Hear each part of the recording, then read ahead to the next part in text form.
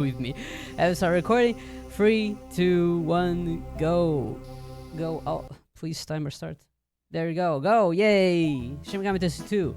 Alright, Shin Megami Tensei 2. So right away, we start off by seeing this guy. Remember his face. You're not going to see him a lot, but remember his face for now.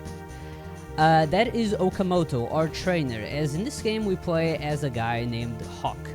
Hawk is an amnesiac. He just... Did I say that right? Amnesiac. He just doesn't remember anything about himself. And he's been taken in by Okamoto so that he can participate in the Colosseum of Valhalla, one of the many areas that this game takes place in. Aleph is just a strong warrior. He doesn't really use magic, as happens with a lot of protagonists in Shin Megami Tensei. Well, the first ones in Shin Megami Tensei early. No dream sequence, I know, right? And so we have been training for the Colosseum. And what is a Colosseum? The Colosseum is a competition that takes place in Valhalla where the strongest warriors compete for a chance to then become members or citizens of the center. The center is basically this elite city in like the most prestigious of areas in the world of Shin Megami Tensei 2. I forgot what it's called. It has a name, I just remember what it is. And so everyone tries to just go and live there because you just live a better life. Other than Valhalla, which has like slums and people just live pretty poorly. So yeah, that's kind of what's going on. If Hawk wins, then Okamoto also gets a chance to go live in the center. So he's been training us for a chance to go live in the center. Now, I guess I should explain the basics if you've only seen the other Shin Megami Tensei games in the marathon. And I'm very happy to say that with this game, we'll actually have the entirety of mainline in this marathon, which I think is pretty cool. It was completely out of order, but we've had the entirety of mainline in the marathon. But yeah, Shin Megami Tensei 2, sequel to Shin Megami Tensei 1, it is still a 3D dungeon crawler that has a 2D map, or an overworld map that you have like a little icon and you walk around, and that's how we get between dungeons. The map in this one is quite larger, as you'll see. I will just save here, honestly, because I should probably just do as many saves as possible, as this game can be quite unforgiving. Not yet, but at times. The times will come. And so we end our training for now. In that section, you kind of just need to go one level up. So we've gotten 2 just for safety. And we're going to start with exploring the Valhalla Center. And basically what's going on is we're going to talk to these people that are like kind of around here. And every time we talk to these people, we get this mysterious cutscene where we remember talking to a person that asks us to name someone. Like, we don't really know what it is, who it is, but it's just like, can you name this person that was going to... I don't remember the lines, but it's like, this person will balance law, this person will bring chaos, this person will be your rival. This one is a girl. I don't know, they don't actually say that. So then we went to the virtuals, and we meet Steven once again. Remember Steven from SMT1? Surely you do. We only see him like once, but it's a very important time. We're gonna go into the fortune teller and have another cutscene. For this one, we're gonna say no, because that puts a few points into chaos, which are important for soon. Back to the trainer. There's so much going on. We need to go here to get a couple money, and then we're gonna go back into... No, not you. I want nothing to do with you. Back into the virtuals, this time for another naming moment.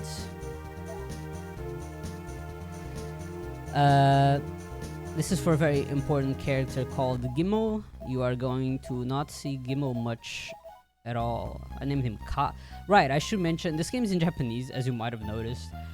Yeah, this SMT2 never got officially localized in English, even though it has 3 releases. I'm gonna take one cheeky save over here, because I can't save as soon as I get into the Colosseum. Law, chaos, rival, and girl. I mean, look, I don't make the rules. Yeah, safety save. These saves are so slow. No, I don't want to save again. And they add, like, you can actually get into a loop there where you just gotta keep saving over and over. It's kind of funny. And then we are off. What was I talking about? Oh, the game's in Japanese. Yeah, it just never got officially localized. What can I say? So I will be explaining as much as I can what's going on. The story is at times deep and at times very shallow, so don't think that you're missing out a lot. If anything, you're just missing out on the demons trolling me, as there will be a lot of recruitments in this run, and they don't like joining. That's a problem for... Actually, that's a problem for right now, because we are coming up on the first 2 recruits. We'll see how these do. Usually these aren't... Actually, you know what? I'm not even going to finish that sentence. I don't want to wheel my future problems into existence. The first 2 recruits, one of these is this guy... let's see. No. Yeah. Become friends. Yes, I don't have a life stone. Maka, yeah. Please join. Yeah. He joined. Awesome. So I hope you got all that. Basically, the strategy for this game, and now I gotta be careful because I don't want to die. Ah, no, I don't want to talk. Oh, God damn. Dang, they just kind of like left. Alright, the strategy for recruiting this game, I've now kind of honed it down. Basically, how do I explain this? The demons always kind of start off very aggressive. He gave me something, I think it was a disc stone. The text is quite fast in this game, so it can be a little hard to read. But most of the times, like, especially if there's a I don't really want to get those guys. I need another one of these, like, demonoid demons. But I don't want to get that one. Those are you. Oh, that's the one I want. Oh, that is no. You know what? I'm gonna run away. Believe it or not, the slimes can really kill you, and I'm just coming up on the sword that will make me not die to everything. I guess that's not so surprising if you're not a player. But if you play SMT1, maybe that will be surprising. Anyways, the strategy for recruiting in this game is the demons are always like really aggressive. They're like, do you want me to die? Do you want to fight? And you have to be like, no, I want to be friends or something. And then, oh, what the hell? I gave him a life stone and he didn't like it. That's against the rules. Oh, see, right there. He was like, you want me to die? And I'm like, no, I don't. And they're like, oh, you want to be friends? And it's like, yeah. And they're like, oh, cool. Can you give me 17 Maka? And I'm like, yeah, sure. And they're like, oh, awesome. Okay, I guess we're friends now. And, love story or something. Anyways, I got the 2 demons, so now I just need to not die. And also get 1 level up, that usually helps a little. I prefer an apology from modern day idols. True, yeah, SMT2, buggy. I'll have a bit more time to chat once the recruits start. The beginning's quite hectic. But yeah, Shin Megami Tensei 2 is notably buggy. The original one more so than this one. That being said, we will see a very funny glitch later into the run. For now, the game's pretty normal. But yeah, the original Shin Megami Tensei 2 for the SNES released with a pamphlet on what to do not to break the game, which is something that you can't even fathom that. Like, actually telling the player, like, please don't press the Y button in battle once you've opened the menu. Like, please don't do it, you will crash the game. Like, that is unthinkable. Very funny though. At least they knew. At least they were like apologetic about the mistakes back then. Anyways, this is like the Coliseum. Did I say that? We're at the Coliseum, and the Coliseum has a little like training area right before it, where you get to level up a little, get the demons like I did, get some equipment, which I equipped, and then you have to fight the guy. In this case, it's Red Bear. This fight is quite difficult in the SNES version, not in this one. So that was Red Bear. We auto him and we die. A lot of the boss fights in this game are going to be autoing. Hopefully they die just as easily as Red Bear. A lot of times they don't. So yeah, we won. We won the Coliseum, which means that we get to be invited to go into the center, in theory. First, we have to go and talk to the Madame. The Madame is like the ruler of this area. And like, Hiroko is this girl that wants to come along. She shows up. I'm not gonna lie, I don't remember why. I know Okamoto is... I think Okamoto is like, this girl showed up and she wants to like talk to you. And then she's like, please let me join. And we're like, no.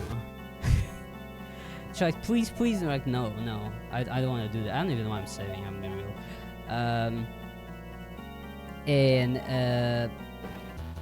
Well, she forces herself into our party. That's the point. She's looking for a lost child. Oh, right. See, Zeno, I appreciate that because I didn't remember that. Yeah, she's looking for a lost child or something. I wonder who that could be. I don't know. So we go and see the Madame, which is what we actually want to do. We got the little invitation. She has this cool mansion with an elevator. Shout out to elevator, man. And we're about to go see the Madame. We have to name another guy. Who even is this one? It's Beth. How could I forget Beth? There's another. I forgot. There's 2 heroines. I'm so sorry. I forgot about Beth. That's kind of crazy. For those who know, that's kind of crazy. I forgot about Beth. I'm just naming her random things. Please remind me to name the protagonist RPGSU. Everyone else just gets random names. She explains about Tokyo Millennium. So, Tokyo Millennium is like the name of the big area/city that got built after SMT1. So in SMT1, as you remember, there were ICBMs that got launched. I guess that's the right verb. Launched to Tokyo. Everything blew up. There was a whole apocalypse, and then the protagonist saved, or well, prevented the world, God from ascending. Kind of depends on which direction you want to think about. This game supposedly follows the neutral ending, but I don't believe that because it kind of just doesn't make any sense with the world of SMT2. So even though the canon in Megaten games is always a very vague term, but even though the canon says that it was the neutral ending, it wasn't. It was the law ending, which also helps with the canon of this marathon because we did the law ending. So we're all just going to believe it was the law ending for those reasons. So the law ending means that, you know, God descended and then helped create the Tokyo Millennium, if you want to follow the logic of this game.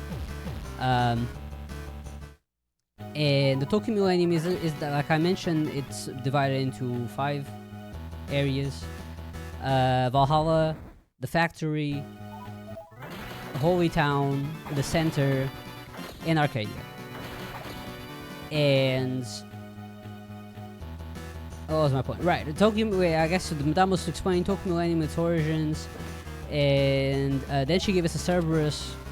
And now we have to go and investigate the situation at the slums. This is the slums, because some weird scientist is trying to open a portal to Makai. That can't be good. Portals to Makai. Makai is a demon world, by the way.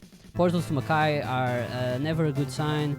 So we're kind of just wiping demons out on the way, as you can see with the random encounters. They're kind of irrelevant. I'm just autoing through them. I do need a couple of levels. I need level 12 for the upcoming recruit.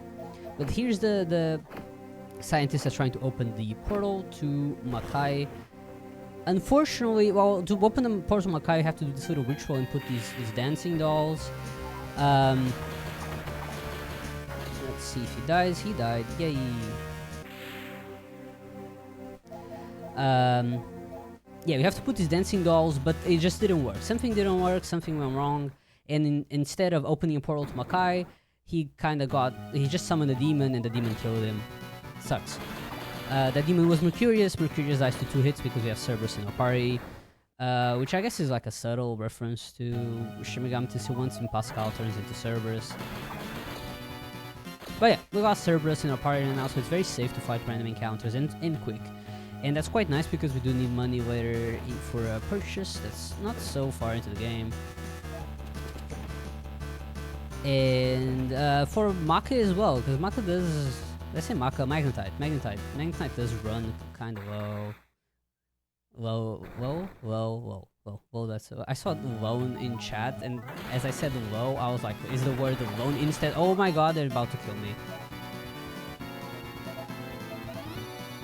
Shout out to Pyrojack for scaring me.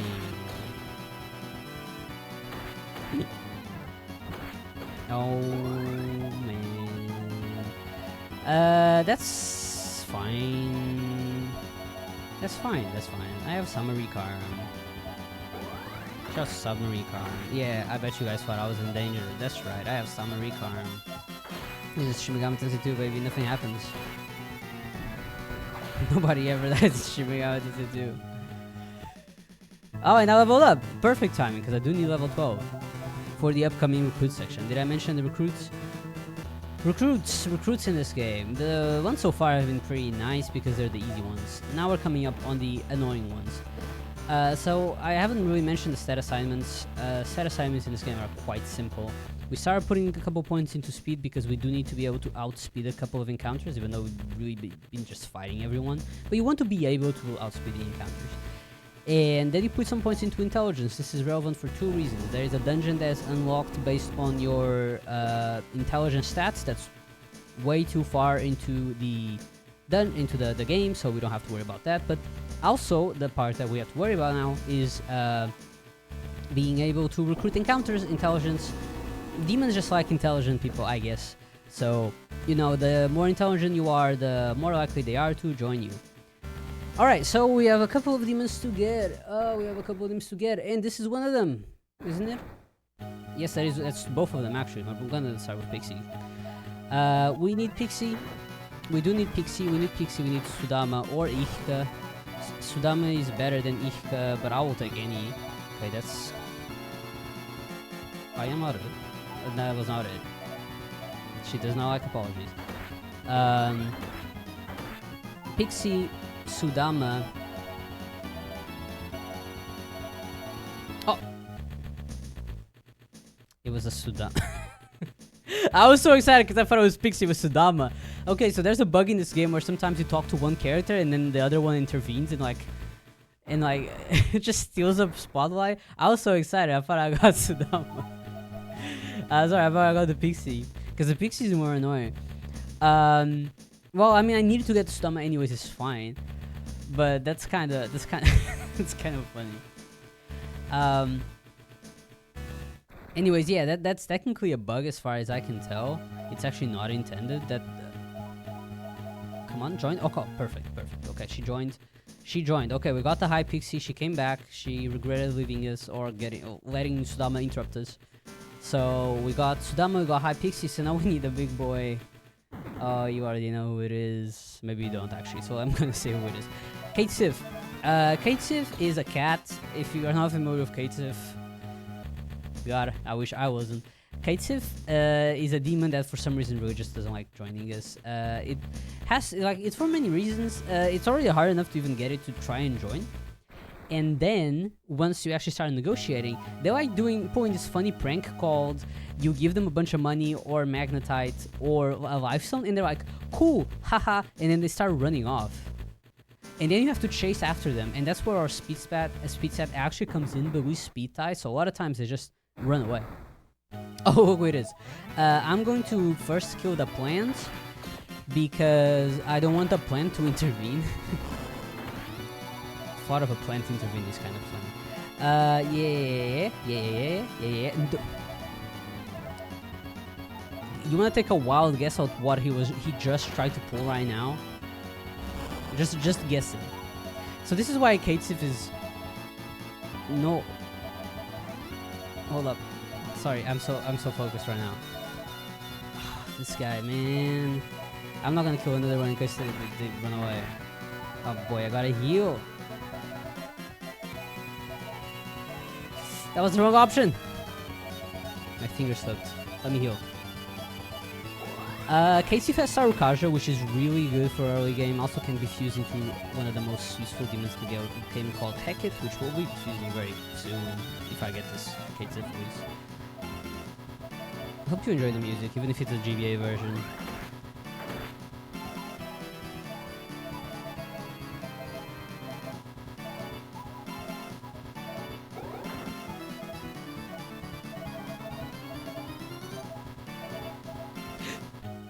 Oh, that's pretty good actually. Hold up. Oh my god, this is such a good recruitment section. That's kind of silly, y'all. That's kind of silly. I'm supposed to not be going that fast because it's a marathon run, and this is one of the best recruitment sections I've ever gotten. Makes sense of that. Okay, since I'm here and I'm going so fast, I'm not even gonna go to the center right away. What I'm gonna do is I'm gonna just do the fusions right now. So first we're gonna fuse our two... Where's the other one? They're right at the top. I don't know what I was doing. We're gonna fuse our two, what are they called? Demonoids that we got at the Colosseum into Urfis. Urfis is kind of an optional demon that I've added to this route just because it makes it a lot safer. Earthis has Rakukaja, Tarukaja, and Tsukukaja. It also has a lot of HP and MP for a level 9 demon. So, you know, it's kind of a no-brainer. Oh my god, I don't remember these fusions. Kate Sif, High Pixie into Hecate.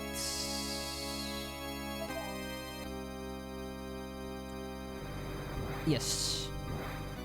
So, yes. Hecate. Hecate, the demon I just used. Hecate is very useful early game and honestly at any point. Because Hecate has... I'm gonna just move this out of the way. Hecate has Stresto and Traport. And those are kind of no-brainers for... In fact, I'm just gonna get Hecate out right now. Like, there's literally no point in not getting Hecate. No, actually, I do want to. It just makes the navigation so much faster to be able to Stresto and Traport in between. Teleport works like DK Zoom. Not quite, because Zoom... I don't remember... how does... Zoom kind of takes you outside of the dungeon, right? And Traport puts you to... right in front of the last terminal that you fuse at. And Stresto puts you right outside of the dungeon you just entered. So they're not quite like Zoom, because Zoom... Yeah, Zoom is like puts you in the city, right? It's not in between terminals, but it's similar-ish enough. It's good for navigation. Let me make sure not to forget to unequip. Yeah, of course. Take this. I'm going to equip the Desert Eagle on you so I can take out the Greta, and I do need to toss out an attack knife that we got. So I can get her weapon. We have to get Hiroko's weapon because she's about to leave the party. Unfortunately, she is actually gonna get arrested as we finally get permission to go to the center, the place we want to go to right from the beginning.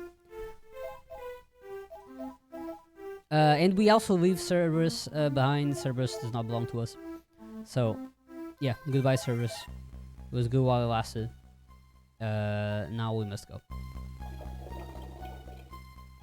And now we get the final naming, which is we are naming ourselves actually. And this is the one. So I'm focused.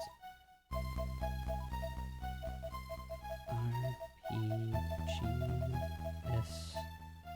Where the hell is the U? U. There you go. We did it. I'm so good at typing.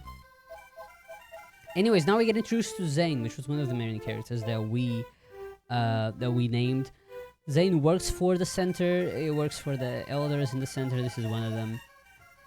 And now, because we're warriors, we're also gonna go and work for the center. Lucky us. And we also get Beth as our companion. Remember Beth? That's the one I didn't remember about. And the first order of business is to go and solve the situation in Holy Town. Let me take this off of you. Get this. Take her equipment out because we want to give her equipment to our main guy, and then give the main guy's equipment to her. And off we go out of the center to Holy Town. Because in Holy Town there's two situations going on. Holy Town, first of all, is completely frozen over because King Frost has taken refuge in like the Great Church, and so now nobody can use the Great Church. The whole town is frozen over, and also there's a basilisk just running amok, poisoning everyone. So we have to go in and solve that. Did I say I just saved? I'm just tired. I just saved. I literally saw the screen. So we go to Holy Town. Off to Holy Town. This is like the main hub area in the world. We're gonna see this area a lot of times. And this is the passage to Holy Town. There's also a lot of these little passages. They all kind of look the same, but they're all different.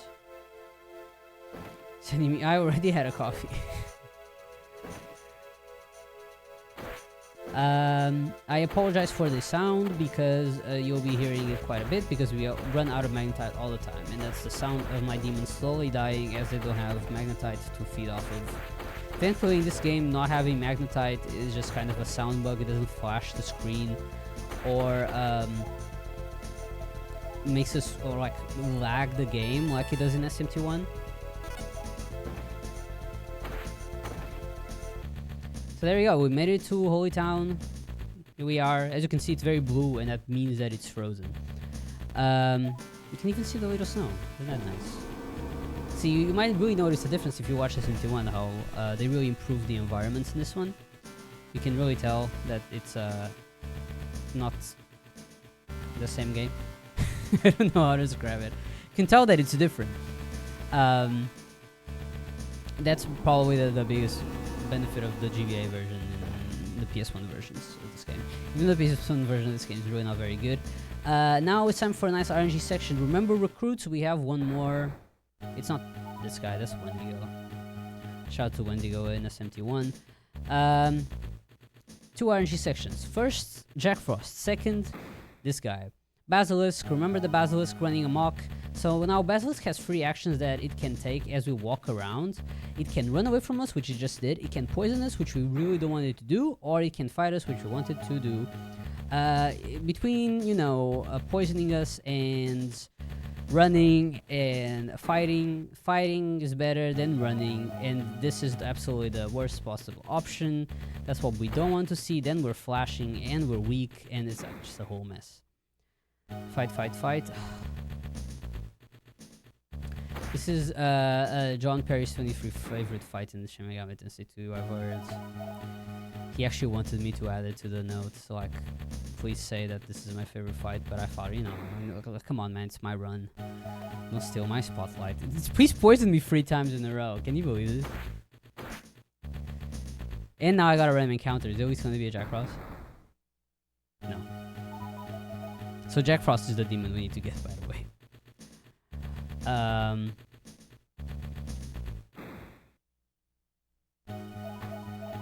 Fourth poison. I'm not even healing it. I'm gonna have to heal it mid-fight. It's super slow. But I fifth poison. I just know the deal today. I think today's a poison kind of day. Sixth poison. Can't make this up. Someone call Electra. And it's full moon. 7th poisoning. Okay. Alright. Any Posumudi fans? Oh, here we go. Alright. Sword. You have Posumudi. No, you don't. No, you don't, but you can use items. So we're gonna use 1 this poison. You have Posumudi. And you have Tarukaja, which is as good as I can use right now.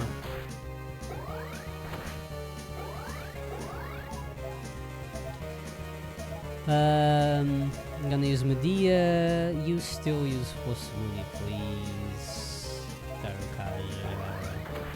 Oh no, my Earth is not that's crazy. Straight for the Earth is. Man. No respect. At least I use 1 Tarukaja.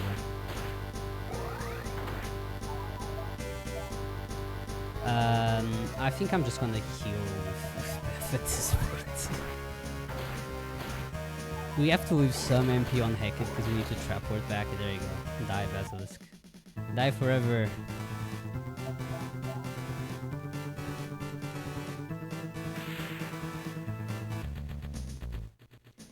It's sure doesn't feel like a 1 in 3, but I could not tell you. Some things you are just better off not knowing. Anyways, at least there's a Jack Frost. Let's see if we can get the Jack Frost, because that would actually help a little. Because now we don't have Tarukaja, which is always sad. Ah, we got the Jack Frost. Well, nice. Cool.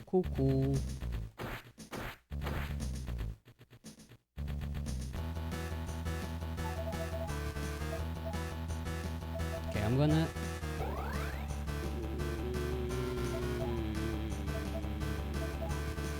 Well, I can't really use MP with Hecate anymore. I kind of misclicked there. And this used the wrong spell, but that's okay. I have some healing still. This isn't that scary. Well, having Tarokaja is pretty annoying. I do love my Tarokaja for these fights. Makes them so much faster and consistent. We also gonna have to spend more money on healing Airfis, which that part is quite bad. But yeah, we're going to use Rakukaja with our newly acquired Jack Frost, and I'm gonna just sword first turn and probably switch to healing after with the heroine.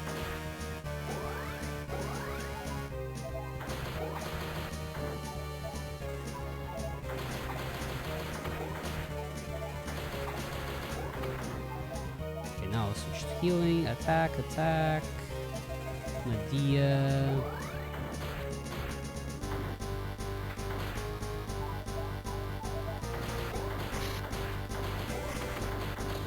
There you go. And now at this point we have 9 intelligence, we're back to putting points into speed.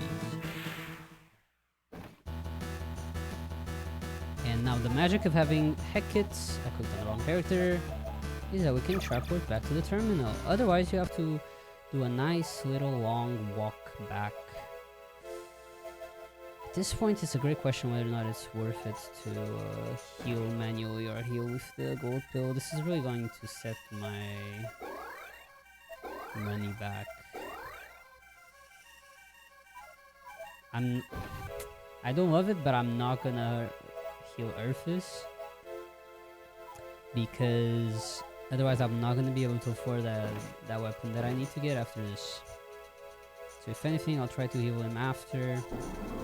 But yeah, we're back at the terminal.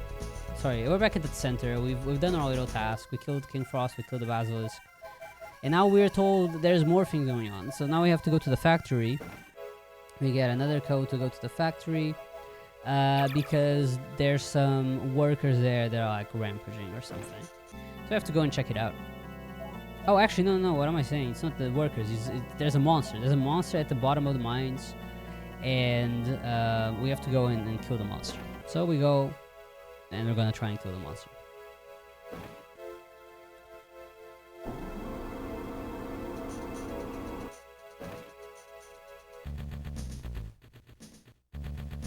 Don't spoil the monster. Just keeping it vague. No earthquake, yay. So this game, because the world is like shaky, like there's clearly something going on but nobody really knows it yet. There's like earthquakes going on all the time and we're bound to see them eventually, and they look exactly like you might expect from an earthquake in a GBA game, where the screen just shakes slightly. So yeah, no earthquakes just yet.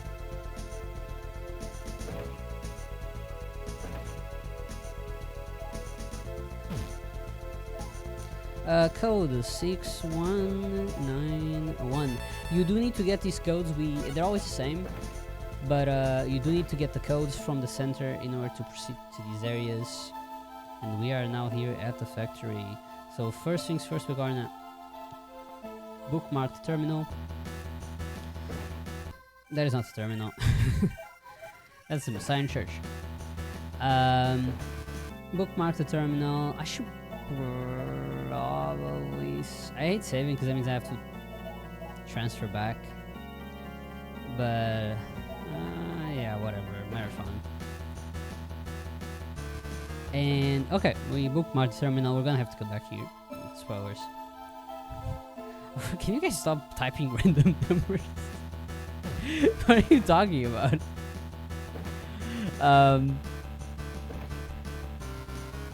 And now we have to go over here to the store and sell a bunch of items. We're going to sell basically every item that we got so far.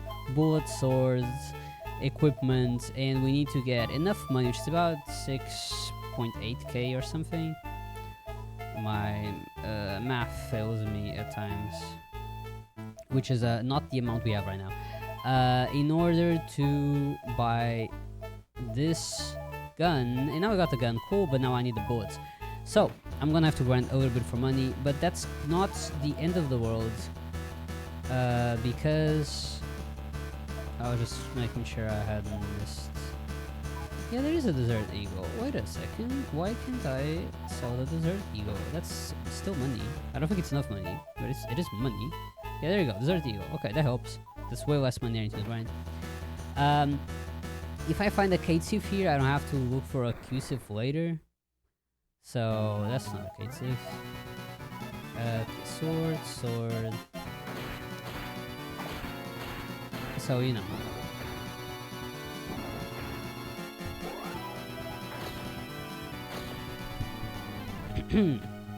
Where did my Heket go?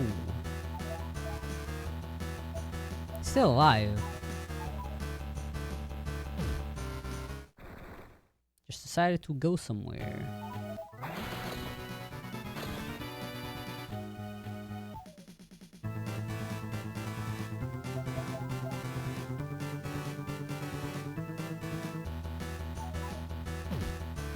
Still not enough. Oh, I might actually need to get a bit of extra money, but at least I can do that with the gun. Because now the heck is gone. Oh, that was a lot of money. Oh, cool.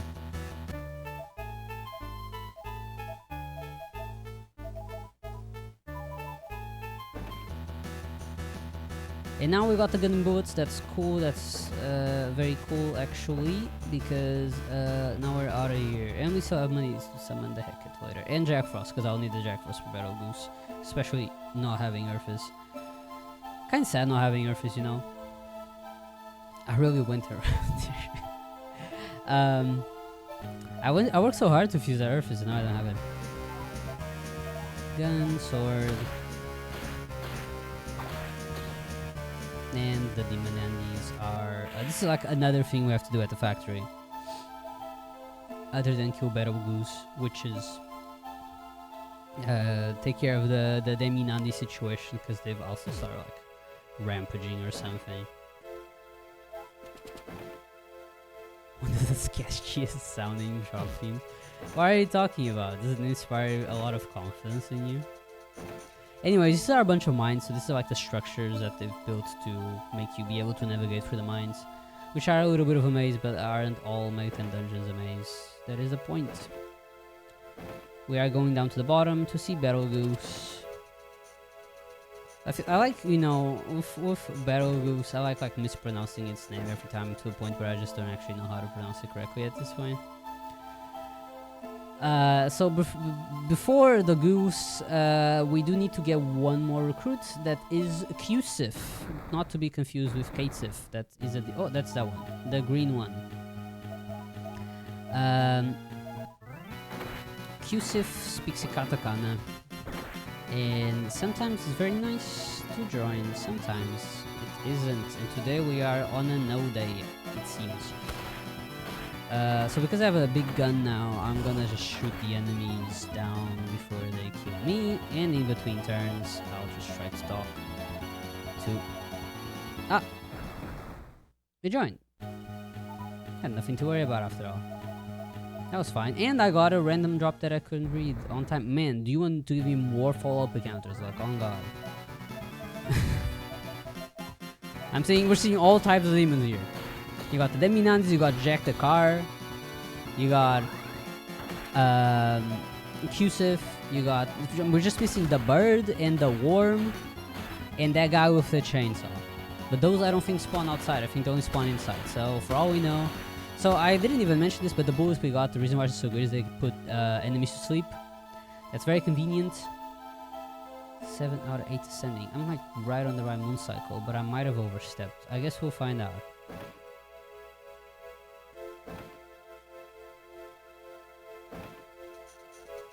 Did I call him Jack the Car? That's my bad. Jack the Ripper, Chris the Car. You know, these names just get jumbled in my head. Oh no, it's the sending. Bro, I got trolled so hard. That's actually crazy. I got trolled. I didn't check if it was an ascending or descending cycle. That's so sad. That is so sad. That's... well, whatever. Whatever. We'll just come back in. We're getting the goose now. Let's fight the goose. No free turn. tragedy. Okay, the goose is very, very violent. We're gonna try and Rakukaja so the goose doesn't hit as hard as it can. Ah, it immediately paralyzed me. That's exactly what you want to see. I'm in danger. Oh boy. Oh boy, oh boy. Oh boy, oh boy, oh boy.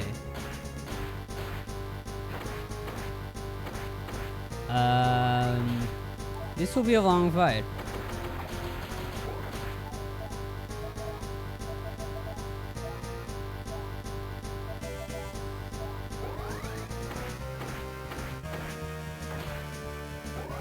Alright, I've Rakukaged that a bazillion times, so I'm gonna try and recruit Jack Frost. Hopefully he won't die before tragedy strikes. Oh, death. Oh my god, my money.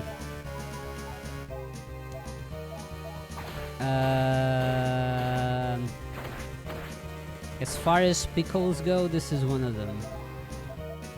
But we persevere. We will make it work. We'll make it work. Oh no! Oh no! Oh no, I retract my earlier statements. Do I have Patra? We have Patra. Okay, everybody calm down. It's like the worst goose fight I've had in a while. Patra doesn't heal Marine Karine, then what does? Are you for real? I got one paralyzed. Oh, it healed! I don't know how. Okay, I'm a little distressed about the... I can't. About the charm situation. But at least I'm using my gun, but at what cost? At what cost?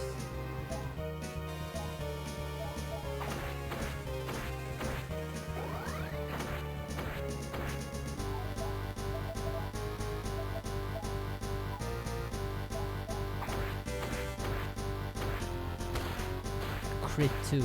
Can you die already?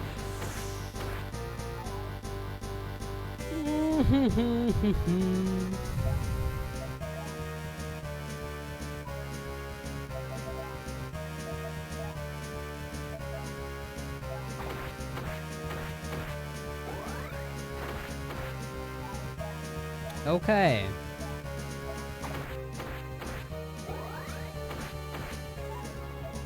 This is really bad. We are probably gonna... Remember that save I made? So, fun fact. On GBA, if you press A, B, select and start, it soft resets the game. I wanted to showcase that for everyone's knowledge. Anyways, at least I'm confident I will not be very underestimated. This time, I think I'm gonna heal my Earthis. I think I'll just grind for a bit more money. And... yeah. So, about that shopping. Let's go back to shopping. Any fans of shopping? Yeah, just remember A, B, select, start. Always... no! Don't leave. I just got here. Anyway, sell our swords, sell our gun. Yeah, thank you. Headgear, survival vest, gloves, and now I do need that one gun. Thanks. And then I will need to grind for money. Fun stuff. These games are notably not grindy. So when you have to grind, it's a bad sign. Anyways, how is everyone? Now I can comfortably read chat. If you want to talk, this is the time. And who knows, maybe I'll get a case here, you know?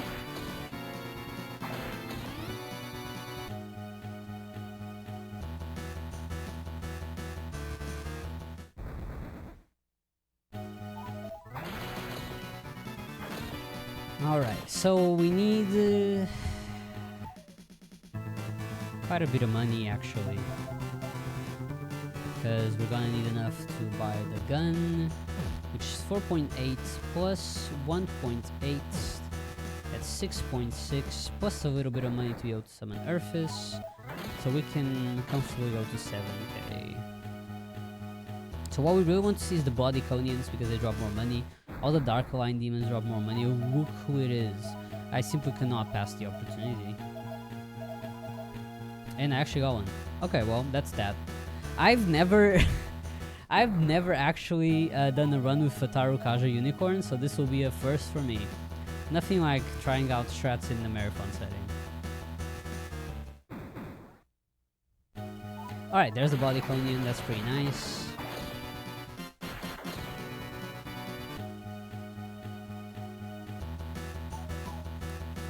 $5.9.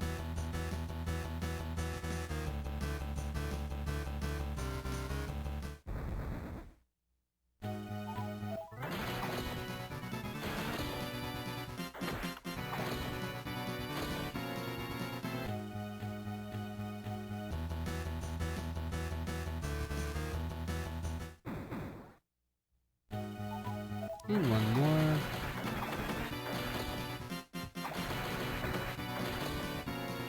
Cool, cool, cool. Now we have enough money. Of course you got poison, and you still don't have possibility. The lack of possibility in this early game is quite tragic. Alright, back to shopping. Pistol. Bullet.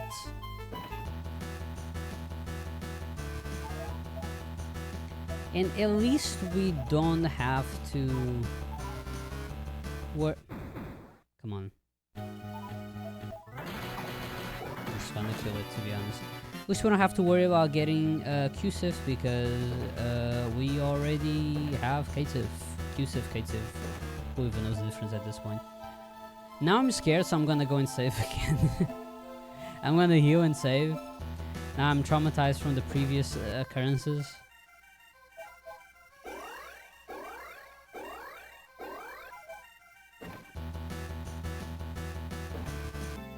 And then we're gonna go back down the factory.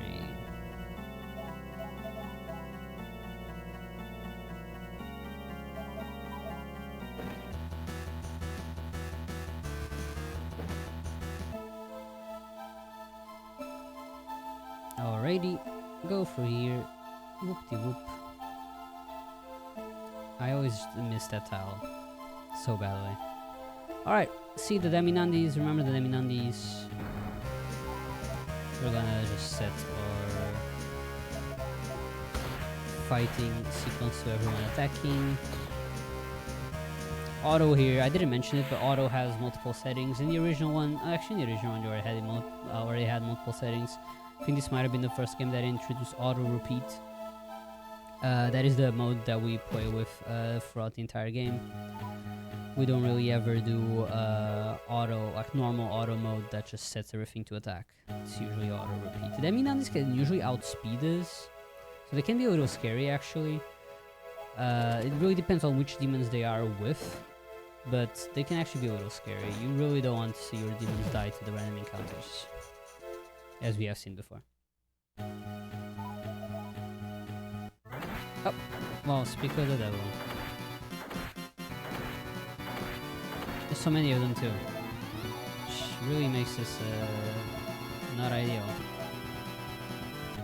Alright, we'll just talk to them, try to send them away. Sometimes it works. This time it thankfully worked, so off we go.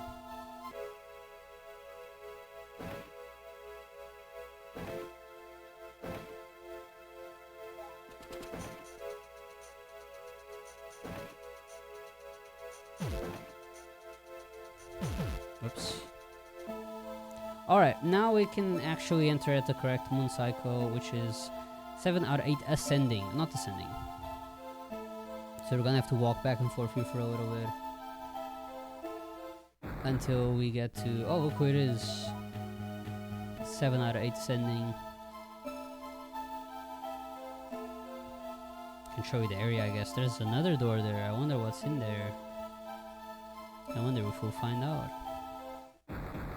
Who knows? Bicorn is actually a demon that we use in the SNES version. We don't in this one. We fuse it to then fuse a very strong sword called the Deathbringer. In this one, we obtain a different, not so good, but also okay sword. So we cut a few of the recruits that are required in order to fuse Bicorn.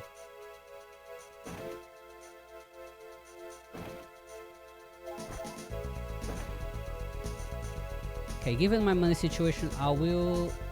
yeah, I will get the Jack Frost. Might be a mistake. Then... I'll just set her to the 1 Rakukaja attack. And now we have Tarukaja again. Any Tarukaja fans, look at it, very free damage. And no turn on poison. That also helps. Return, attack, Tarukaja.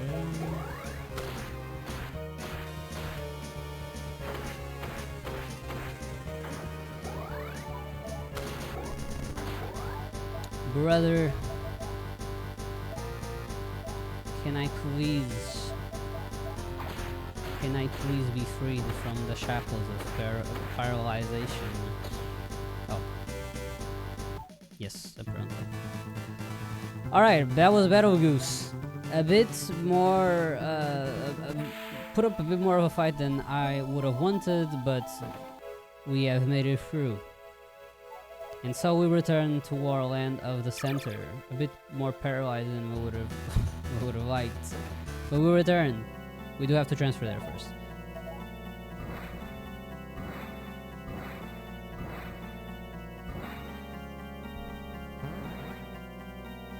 Alright, and now I'm gonna save again over here so I don't have to keep transferring to the factory. It's kinda awkward. I will be healing the paralysis. Otherwise the screen will keep flashing and that is quite annoying. Don't have to heal Jack Frost. His usage will come to an end very soon.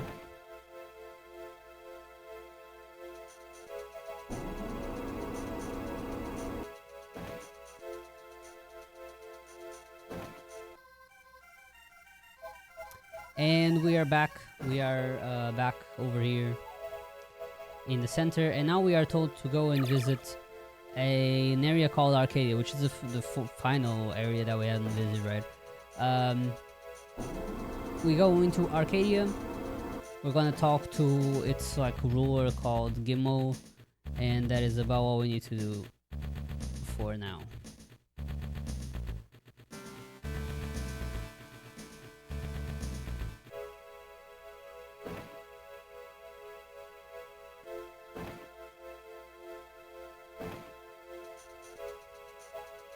Letter code 9103.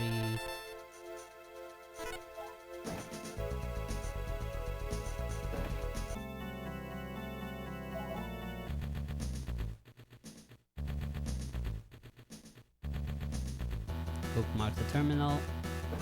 We won't actually need to return here for many reasons other than it's actually a very convenient terminal to get to certain areas that will get locked out later. I will go into that a bit more once said areas get locked out. But there you go. This is Gimmo's house, very pink. I appreciate the design, and then whatever the hell's going on here. Statues and everything. Anyway, I don't even remember what he tells us, I'm not gonna lie. And we're out of here. Terminal back. Go back to the center, like, okay guys, I talked. And they're like, oh my god, there's an emergency in Valhalla. You gotta go to the Colosseum right now. Some guy is like saying that he's the Messiah. Like, the Messiah? Okay, and so we have to go there. We have to go to Valhalla. To figure out what's crack-a-lacking over there. We teleport and we're gonna transfer to Valhalla.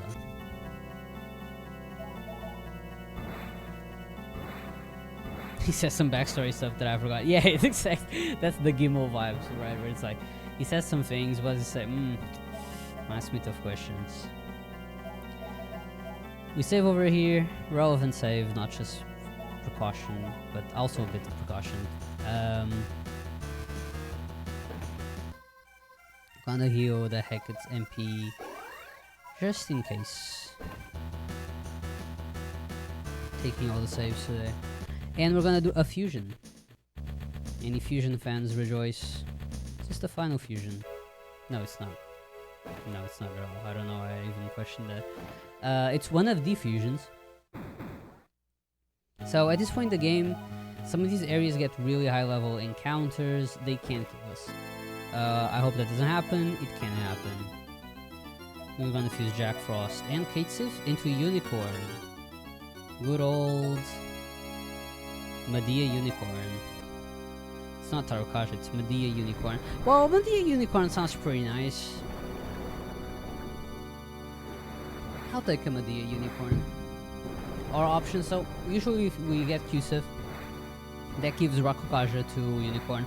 That's not the point why we fuse Unicorn. Main reason why we fuse Unicorn is, well, there's two.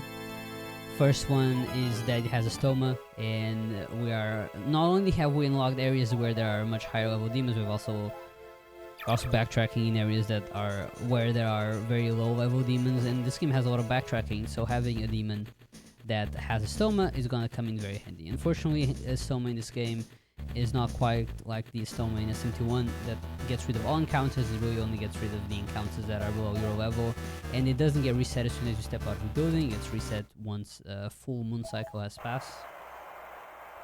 That being said, it's still nice, and I've tried my gosh darn best to cut out Unicorn, and I just can't find a way that it's justifiable. So Unicorn stays. We have preemption in this encounter, which is quite nice, because guess what? You saw that weird guy? That's actually Battle Goose in the non-boss form. Not even joking. And Battle Goose, a lot of times is out for blood right after we defeated it. So we do not want to see Battle Goose. That is not who we want to see. Right in front of the boss room. I think this is fine. Yes. I'm gonna get my Unicorn now. I didn't want to get it earlier, so I don't have to spend as much magnetites. And guess what? It's the Messiah guy. This is the Daleth. I almost called him Gino. This is Daleth. This is one of the other guys that we named. I'm just gonna attack. Tarokaja.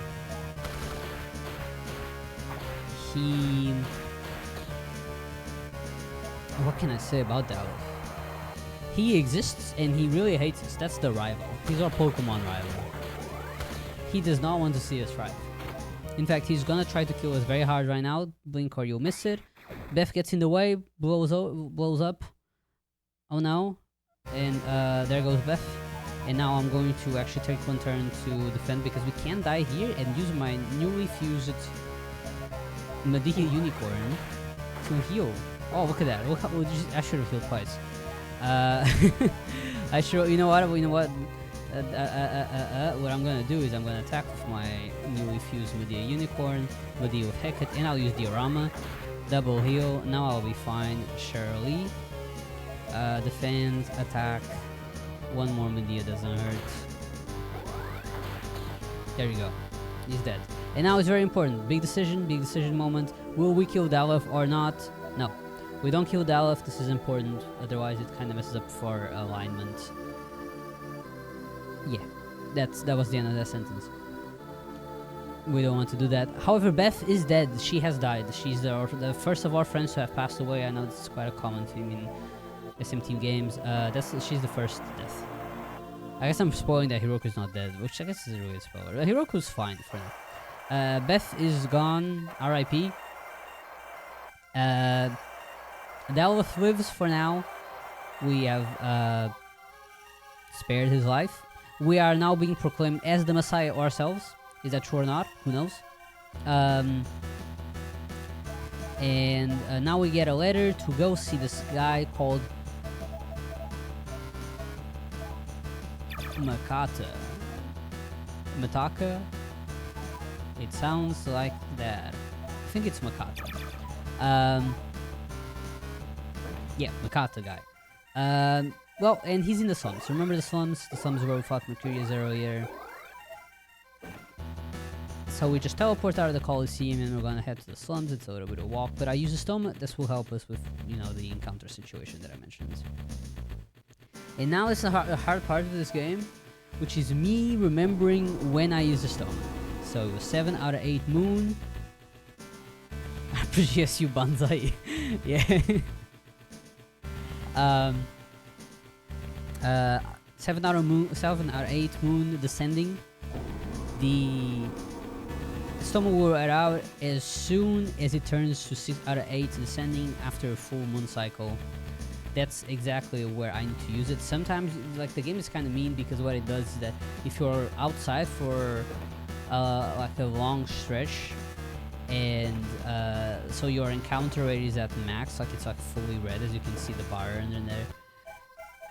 Then as soon as the stoma wears out, you just get an encounter right away. It doesn't give you a chance at all to reapply your stoma. Anyways, that was the talk with Mitaka. He mentioned something.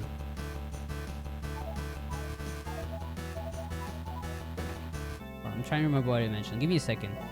I'm gonna save here. Next section is a little bit sketchy. So the save is required. Well, I know what we need to do. Oh, I remember now. I remember. Hiroko got kidnapped and she got taken to an underground prison where they're hypnotizing people. And we have to go rescue her. And the way to rescue her is by going to the underground. And to get to the underground, we gotta go through this big elevator. This is one of the first ones. So we have to go there. And guess who we're gonna find on our way there? That's right, Idalov. He's ready for more fighting. That wasn't enough for him. He wants more fighting. I'm trying to figure out what to use. Rakukaja. No. Yumadia and Utarukaja. This is one of the first of the sketchy fights. He hits pretty hard. We want to spare our MP where we can. I'm gonna just deal once more, Tarukaja once more.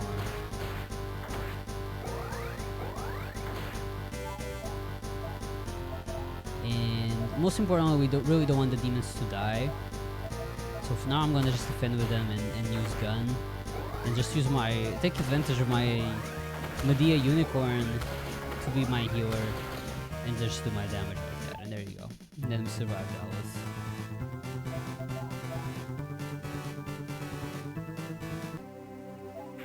There's the major glitches category exists for GBA as well.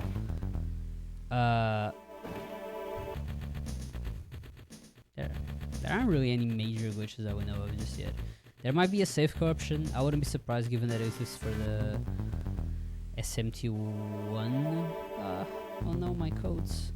9192. Yeah, there's the save corruption in the GBA version of 71. Like the games are pretty similar, so I wouldn't be surprised if that also works in this one, but it's not been tested. Oh man. Okay, so these intros are very sketchy, and they like killing us. Oh boy, they did not like that answer.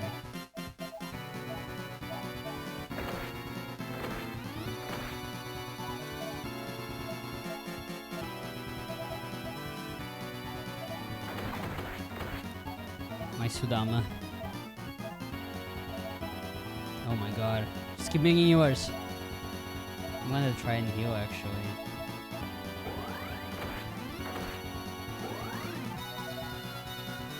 I'm actually trying to talk. Oh, there you go.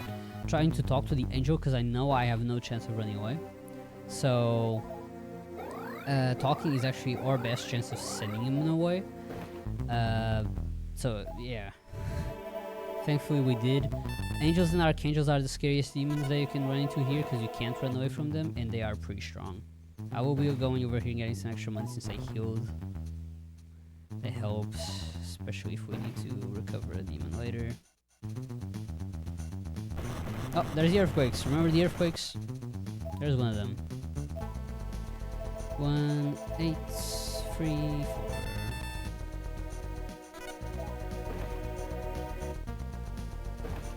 And right into Yanus, the next fight.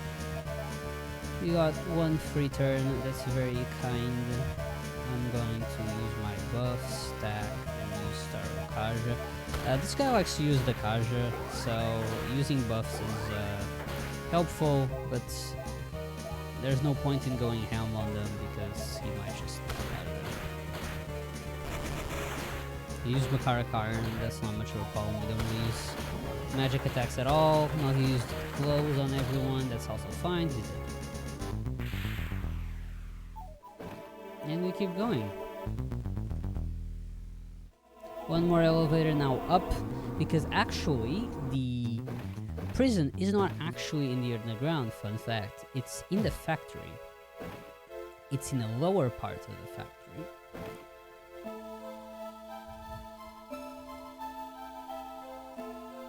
Now we're gonna try and enter at half moon. Adjusting the moon cycle is required for a couple of reasons. One of them is to make fights a bit more manageable. For some fights they just do less damage, or we do more damage at a certain moon cycle. For other times it's to get a certain gem, for example. I do want to heal the Patra on Unicorn and on Sudama, otherwise that kinda defeats the purpose of having them in the first place.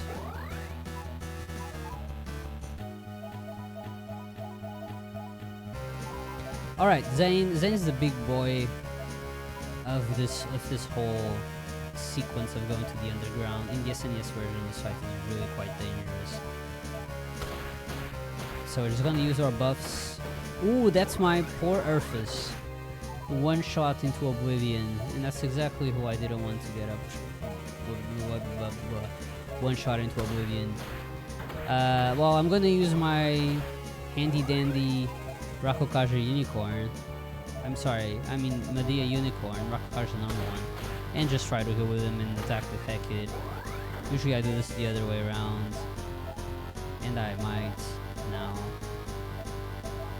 That Sudama is out. Sudama didn't die, I just returned it so I don't have to pay for reviving 2 demons. You know what I do.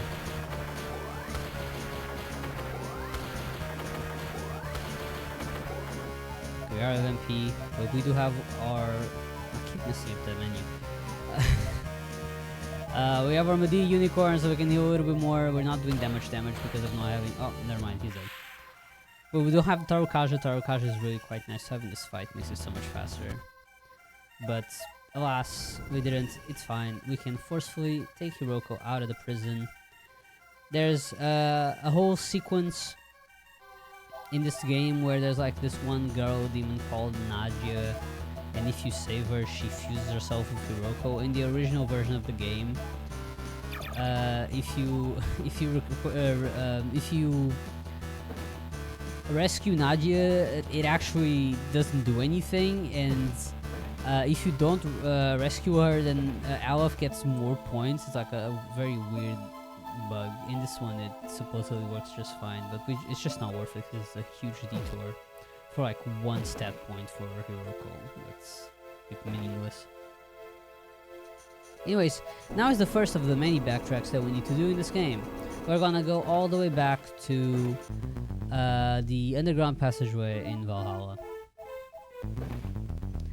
This does mean, in fact, you might be thinking it, and I will say it, we are at Angel Danger at this point.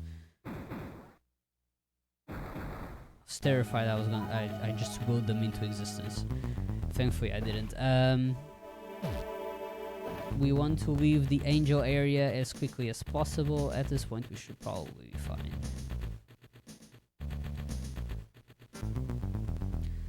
Go back. Take the elevator up.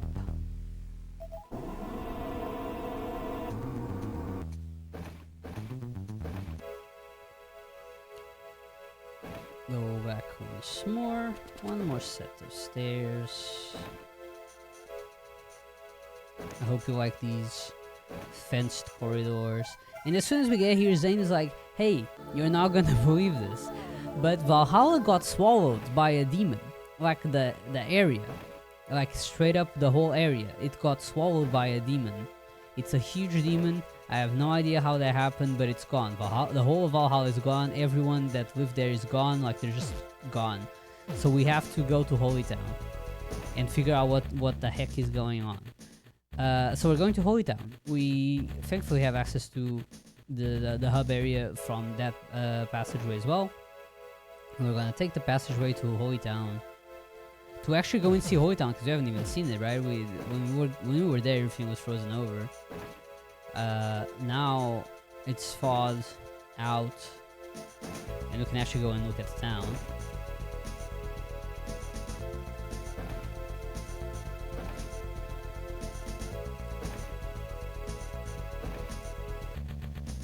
And we made it to... Oh, look at that, it has color, it's not all blue. I guess blue is a color. Makes it a bit unfair. Use a stoma. I remembered. And once we're here, we have to check the television. Television is where they report the news. Great statement there. Television is where they report the news. And then during the news report, Zane interrupts and it's like, the center is actually interfering with the Millennium. Like, they're trying to only have the select few be part of the 1,000-year kingdom. They don't actually want the rest of the citizens from Tokyo Millennium to be part of it. Like, this is their plan. We have to stop them. Something like that. Oh, earthquake. I thought it was a random encounter. It's just an earthquake. So we up. Enter Holy Town. We do have to bookmark this terminal. It is important. We're gonna be here a lot. Save here. And after all this, we are headed to the underground for real this time. So all we saw was just the surface of the underground, which is a very funny sentence I just realized, the surface of the underground. So now we actually have to go to the true underground to try and figure out the center's intentions. And Zen kind of explains it briefly to us, because we're gonna run into him right here. This is his little communication place where he gathers people. So yeah, we hear him out, and now we're like, okay, we have to go to the underground. The way to the underground is through the great church that we we were rescued from King Frost. So we're headed there. Gonna continue on over.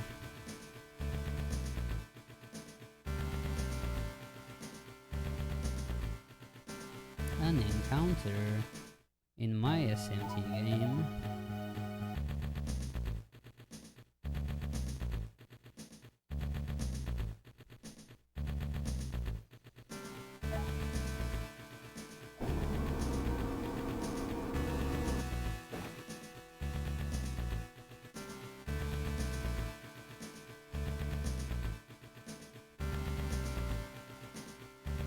Isn't it nice to traverse this place without Basilisk stopping you and poisoning you every 2 steps? It sure is. Now I'm gonna... Can I use Stoma already? That's the real question. That's the wrong name. I can. Good. We do have to enter at a specific moon cycle, and I think I'm... No, actually I might be fine. I might be fine on the cycle. At least I won't miss it. We have to enter at 6 out of 8 moon, ascending, in order to collect a gem that's present in the Great Church.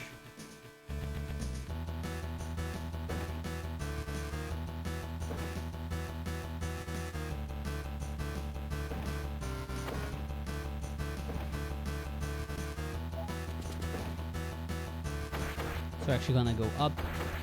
Earlier into the game, if you try to get through that door, it just doesn't let you. You don't have access to the church. I think this, which we say that it's like frozen. But now we can. Yay!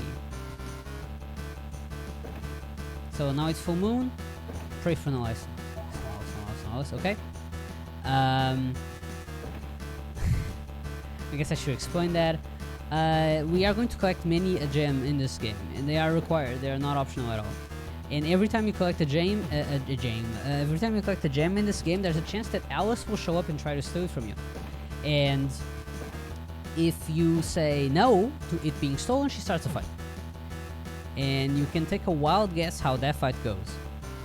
So you just do not want to see her. That is not who you want to see. Nothing yet. Earth is out, and guess who's back? It's Dalif. He's back again. Oh, I got Hiroko in the front. That's not what I usually like having in the front. She's going in with the attack and Tarukaja.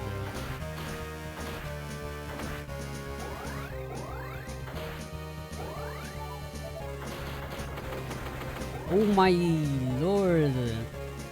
Such violence. I do have Samurai Garm still. Because now we have... I didn't even mention, but now we have Cerberus for real. Like, now Cerberus is actually ours. Cerberus managed to just escape barely on time from the death and destruction that struck Valhalla. And now we adopted him, basically. Now it's our Cerberus. Cool for us. Sucks for the Madame. She's kind of gone. That was a nice crit. Didn't... Not sure if you noticed that, without like 200 damage. Nice crit from Cerberus. Yeah, we made it for Dalif. The style of fight is usually super easy on the SNES version. This version is super scary. I don't know what they fed Dalif in this version, but it's really strong. And now at this point I can return a lot of demons. I can return Cerberus, and I can return Earthis usually. Actually, you know what? I kind of made a mistake here. I'm gonna get Cerberus out again. I'm gonna just summary Karm Earthis. That's what makes sense. And now I'll return Cerberus once more.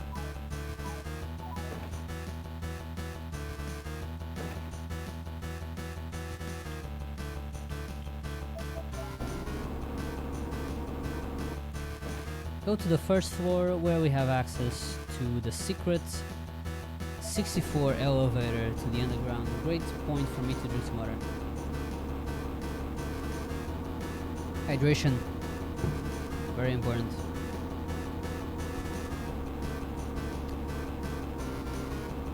Okay.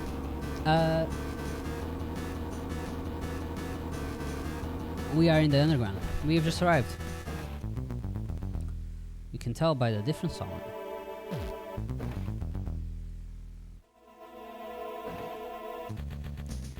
So this is the underground. It's kind of all torn down. This is what the old world I entered.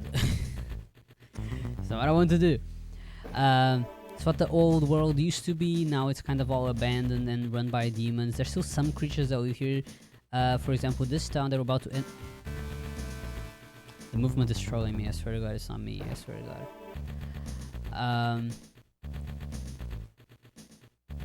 There's like a lot of demons that inhabit these towns. This one, for example, they're about to enter into, which is called Former Shinjuku. It's run by... what am I doing? It's run by the fairies. There's other ones that are run by mutants. Nice earthquake to welcome us in. And as soon as we get here, Dalif is still here. Guess this is right. You thought you saw the last of Dalif. You sure did not. And this time he has the ultimate weapon. He hired Puck, which is one of the fairies, to try and seduce, to try and get us. Yeah, to try and wait. Hold up, this kind of hard to explain. To try and seduce us with a magic powder, so we'd fall in love with one of the fairies, and we'd be so stuck being in love that we'd stop fighting. This is actually the plot. I am not even exaggerating. However, Puck missed, and instead it hit Hiroko, and she fell in love with Dalif. So then he had to run off because she started chasing after him. So that's why Hiroko left our party, and now we have to figure out a way to undo the spell, because we kind of need Hiroko in our party. Nope. Looney Tunes segment. It really is. We also out of magnetite, so I apologize for the annoying sound. It annoys me just as much. So yeah, we do all this. We got our gem. That's great. And we're gonna talk to Oberon, the king of the fairies, and explain the situation. And he's like, yeah. Puck probably hid at one of our little annexes outside of Shinjuku. Go check if he's there. If he's not, I mean, I don't know what I can do, but hopefully we can find a cure, because a cure exists, you know, like, it's definitely a thing. So yeah, so now we go into this dungeon. We're going to return all the demons, because the whole thing with this dungeon is that we're going to run into the Puck a bunch of times, and it's always going to throw a status effect on us. If we say yes, we have to start from the beginning of the dungeon, so we have to keep saying no right till the end, and we get all kinds of status effects: sleep, poison, mute. We just saw sleep and mute. I'm still muted, but I don't use magic, so it doesn't really matter. And yeah, we'll just go for this dungeon until, well, until the end. Just until this guy was still on. Alright, he also throws bombs at us. That's the sketchy part. If you get too many bombs, you can actually get quite low on health. You don't really want to see that. Yeah, I've had it happen to me. It wasn't my greatest moments. It really does help that in this game, in the SNES version, we have a turbo controller. Usually you're going to be turboing the X button.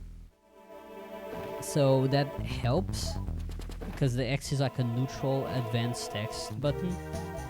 In this one, I usually mash B. Which is a bit annoying when I enter a shop and I click B and I immediately leave. But in times like these, it at least makes it so I don't immediately choose the wrong answer. I've just noticed that B seems to advance the text a little bit faster, and also I don't accidentally mash the wrong answer, which also is helpful, especially when you have dialogue options that can make you lose a lot of time or lock you into a wrong ending. So now we're gonna say no, no, yes. So what is the no, no, yes? It's like, he's like, can I pay you off with 10k? And we're like, no. I can't use my, I can't use my computer from the poison?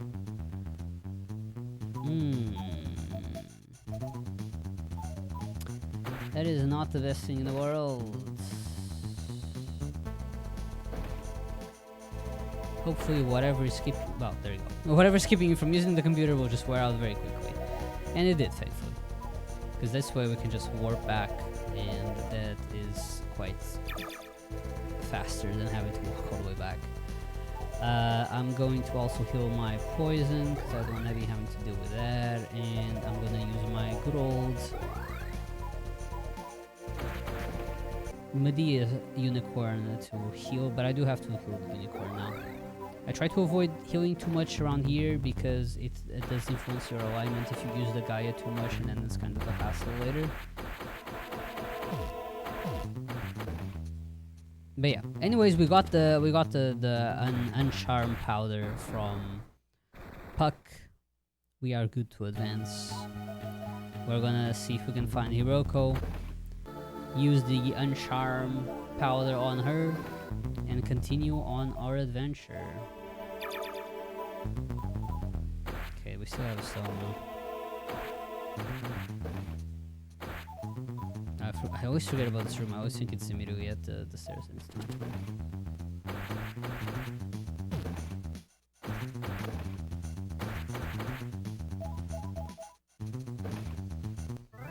And there she is. Now we use it and she's like, whoa, I don't want none of that. And then we use the powder on Daleth, and he falls in love with the fairy that he tried to make us fall in love with. And now he's gone, and we don't have to worry about it anymore. There you go.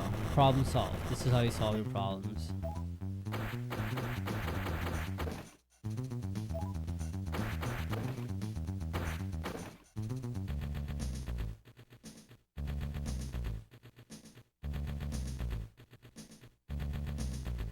Alright, we are in Akasaka.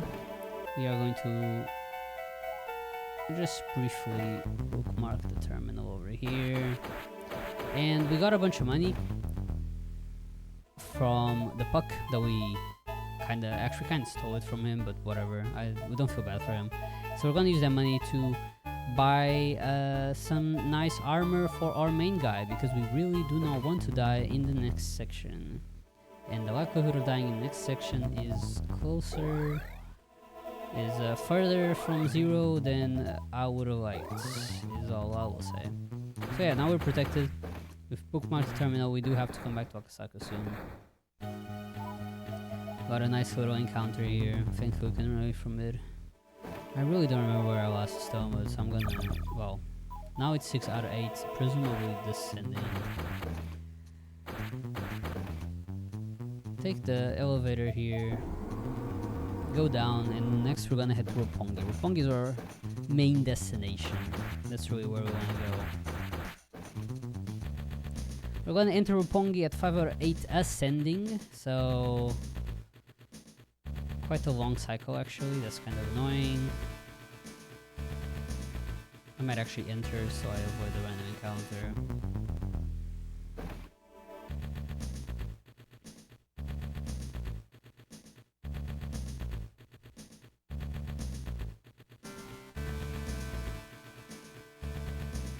Five or eight ascending. We're going to save. This dungeon is quite dangerous. I think any SMT2 runner would tell it. There's just a couple of demons here that really kill you very easily. I'm gonna return my Heket because I don't want it to die. I'm gonna use a stone and what do you mean it's still? Oh, I guess it was ascending, right? So it's just about to wear off.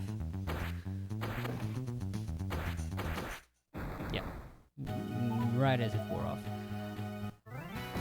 I shouldn't have even tried to run away. So another problem is that you can't really run away from a lot of these demons. They're much faster than you, so you can try to run away, but a lot of times you might not. But sometimes you also do, which just kind of leads into this position where you have to make a call and not know what the outcome is going to be. Yeah. We have to get a gem from here. This is our final gem that we need to collect. After that we'll have enough gems for the demons that we need to exchange later. That's actually the reason why we get the gems, to get a couple of demons. At the at the rag store, there's two options of things you can do with the gems. You can either exchange them for items or for demons. For demons you need at least 2 of them. For items you just need 1. These items are quite rare and very useful. They're not items you can buy anywhere. And the demons are also demons that are extremely difficult to fuse. So they're much better to just try and get through gems. But gems are rare. Gems also have an added bonus where if you have more than 9 of them, they actually give you a stat bonus, but in a speedrun, we don't. There's no shot you can get 9 of them. Casually, if you're fighting a lot of demons, they do drop gems sometimes, then it's a bit more feasible. Not for RTA. So we're on this floor, and this is when we're gonna see a little bit of magic. If this guy doesn't hold me back. So who likes the casino? So here's what we're gonna do. Casino time. First things first. That's the wrong menu. First things first. Exchange 10 coins. You need coins to play at the casino. Second step, go to Kino. Anyone knows how to play Kino? I kinda don't, to be honest. But I know you have to bet on things. So first of all, we're going to bet on... I'm gonna go with player. And we need to win at least once. Awesome, we have won. That was... Hold up. I bet on the wrong guy. I had to bet on Banker. That's my bad.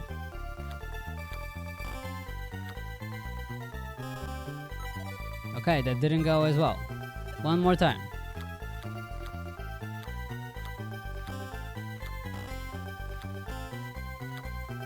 Lost once more. We just need to win once. Just once. Can I get 1 win? Nope. Lost once more. That's okay, we have 7 more coins.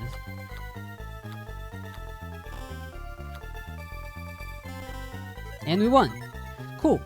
Now we're going to bet the rest of all of our coins into tie. Now look at how much more money we have left. 95 cents. What will happen if we use it? Oh, what is that? It underflowed? How could that possibly happen? And now we have max money. Or well, max coins. Our money is the same. And that is the casino underflow glitch. I hope you got it. We're now, with our newfound coins, we're going to exchange a lot for the money for a lot of items here. This will not only give us money, but also just genuinely good items.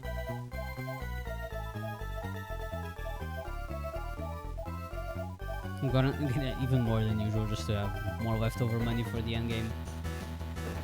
And there you go. Anyways, back to our scheduled Mega 10 content. So, we're in Roppongi, right? Roppongi is the mutant city. We're gonna meet with its mutant leader at the top. Sometimes you can score about going for your time money, but also your life. So true. That's what it's all about, ladies and gentlemen. We meet Hiruko, not to be confused with Hiroko. That's that guy. He's saying that he's trying to put together Masakado and asking for our help to collect the pieces, because Masakado has kind of been mutilated. No, not really mutilated. What's the word for that? What is the word for that? I'm gonna get Cerberus. Guess I can try to get there. Oh, I'm out of money for now. Trap ports has been broken up into a lot of pieces. It's been broken up into 5 pieces. That's what I wanted to say. I forgot the word for that. There's a word for that. We talked to Hiroko, we agreed to collect the Masakado pieces, and this is one of the longest sections of the game where we kind of have to go dungeon by dungeon and get the pieces back so Masakado can be fused back together.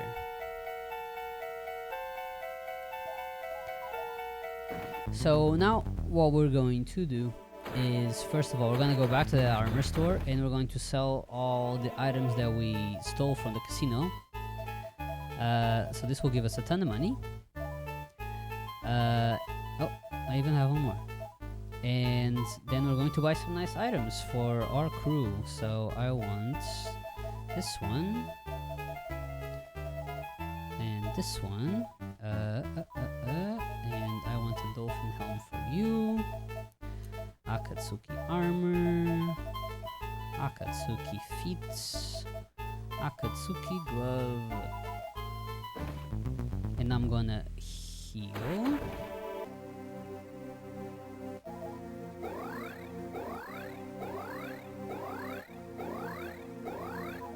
Now I got money, I don't have to worry. Earthfish. And we're going to actually no, I saved, so I can try. I'm going to transfer back to Roppongi.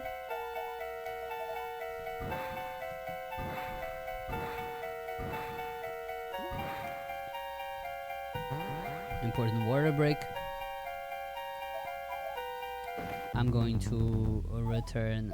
That's the opposite of return. Return my Hecate. Put you over here. Oh!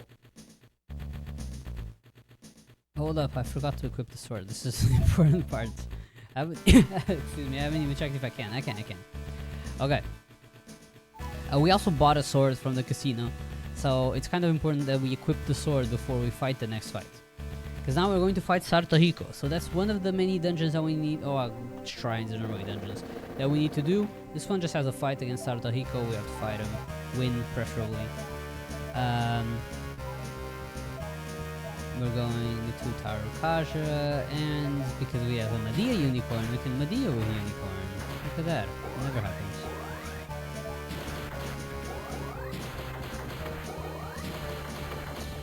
And there you go. And that was Sartohiko. And because this is such a big jump in levels, we get like 17 points to assign. You have to put a punch into a magic because of reasons, because of another pillar that we need to collect later. I'll go into that later. And then for heroine, it all goes into intelligence. We want to unlock as many of her spells as possible. And that was Harutohiko.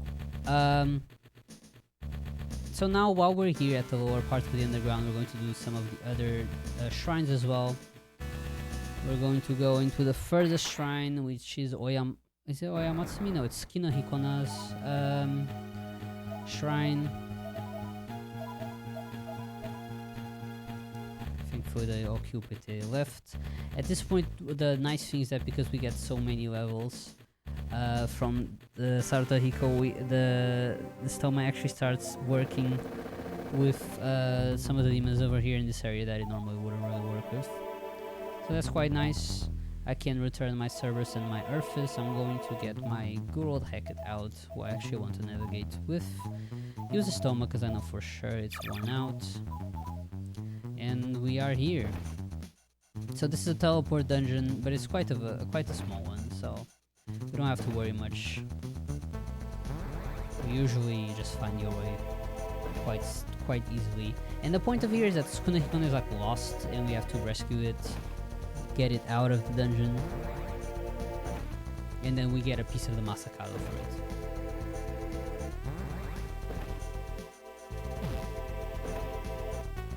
Oh. Oh, no. Oh, I messed up. Whoops. Whoops. Well, my input slipped genuinely, and I thought I'd advanced one more tile than I had, and I ended up just going through the wrong door. Well, that's fine. That's not the end of the world. You're supposed to go for 2 doors here, and then go to the left.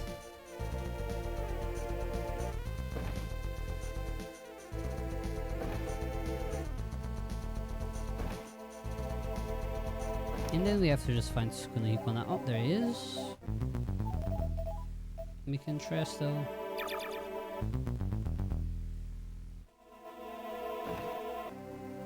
It is a boat dude without a boat. And there you go. We got Sukuna Hikona out of dungeon. Got the I think it was the left leg of Masakado. And we are back on the road. Just have to walk all the way back to Roppongi basically. Bow dude.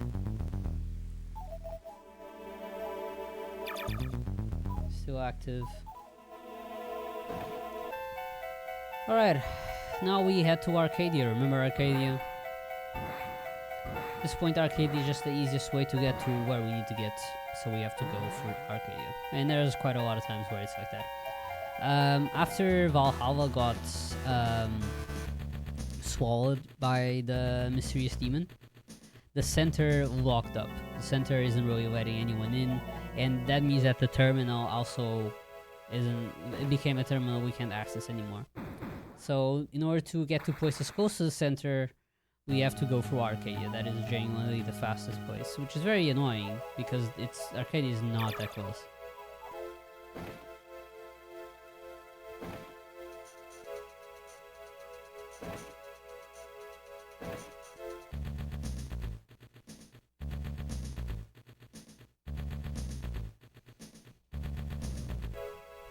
Alright. So we're actually gonna head back to the path from which we went to rescue Hiroko from that underground prison thingy. Because there was a tiny shrine on the way there. You might have not been able to see it because I just kinda strafed by it. But there is a shrine there. And I collected this stone because I'm not sure if I had one. I wasn't really keeping track of my inventory that much.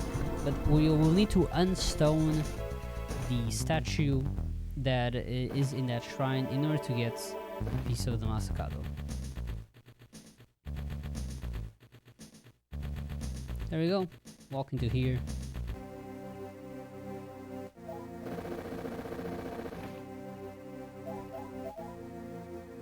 Use this stone. There you go, he's back, and he gives us, I think it's the chest of the Masakado or something, or the torso. We'll head to this dungeon just to be able to use trapboard, because you can use trapboard from the outside. I need to go over here to Gaia just to heal the unicorn's MP, because I need to be able to use a stone mode. And we head out, as we have two more two more shrines to do. But first we gotta stop by this hole. Because there is a dwarf here that's digging a hole, and we asked them if they can find anything in the hole. So, yeah. The SNES version is actually genuinely takes quite a while.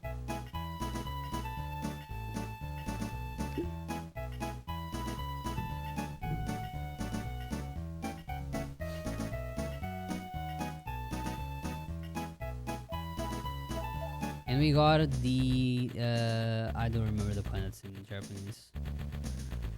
One of the planets. We got a pillar of one of the planets. And the pillars are another collectible we're gonna have to go through at some point. That's in the near future. We'll worry about that in a bit. So now we're in Oyamatsumi Shrine. Oyamatsumi Shrine, the whole thing is that at a certain floor, there's a bunch of one-way doors. So you have to be aware of those. So I need to make sure I don't accidentally misstep and lose a bunch of my progress. Like here to my right, there's actually a bunch of one-way doors. So you need to step to the right, you would be locked out of coming back to the left. So that's just the mechanic of this dungeon.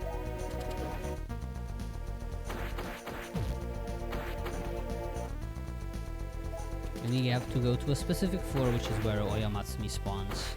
And we can bring him out of here.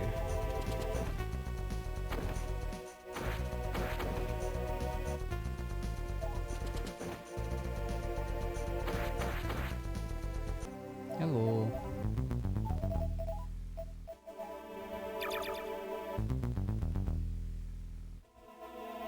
Alright, Oyamatsumi, you are free.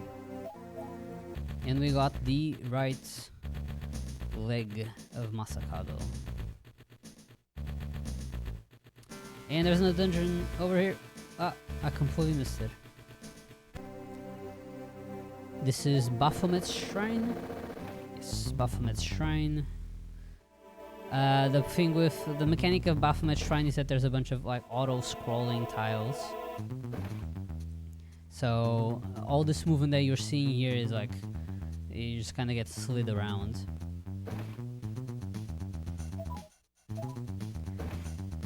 So yeah, you just kind of need to know the path to go, and go.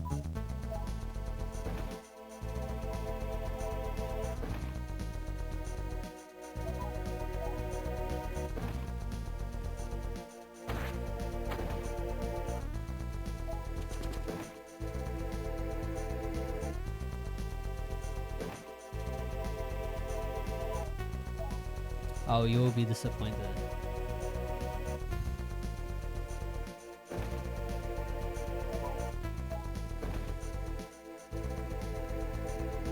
Alright, one more floor.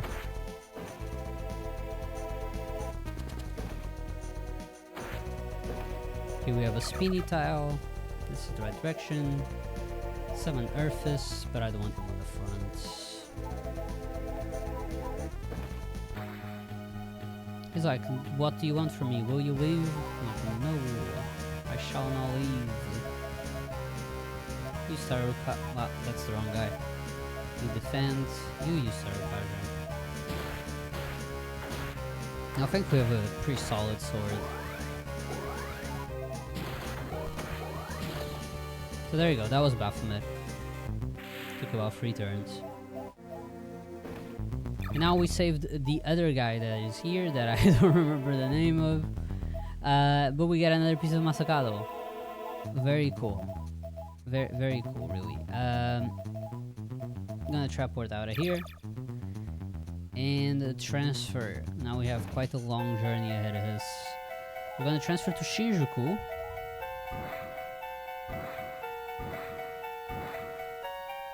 Looked like a warm Takemi Nakata. Yeah, it did actually, didn't it? We are back in Shinjuku. Let me check my stomach situation. Yes, I did in fact need to use it again. Stoma, and we're gonna leave Shinjuku after hitting every wall on the way. We're gonna go back. We're gonna go back over here. So, do you remember the big ass elevator? Wouldn't it be really cool if we got to ride it again? Yes. Yes, it would be. I enjoy it because I get to drink a little bit of water. Tasty water.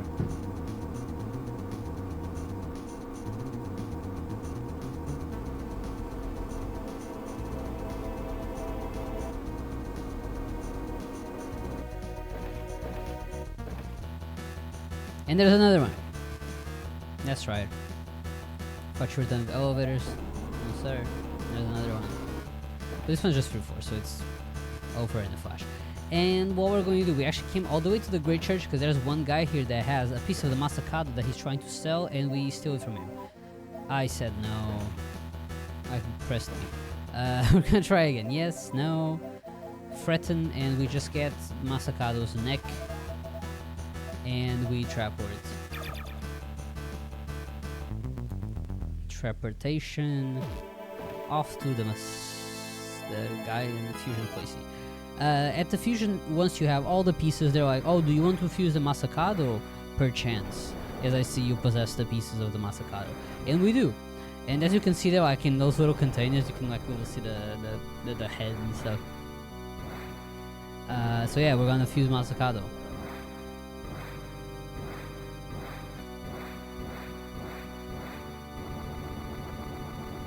That's Masakado.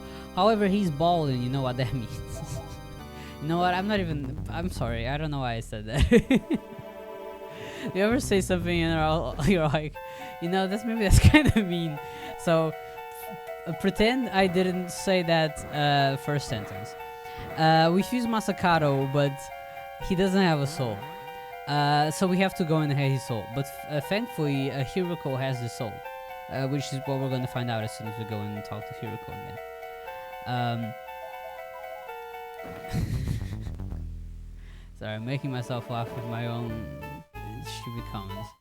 We're going to go and talk to Hiroko, but before we do that... What does it mean that he's bald? Nothing! It doesn't mean anything. It means he's...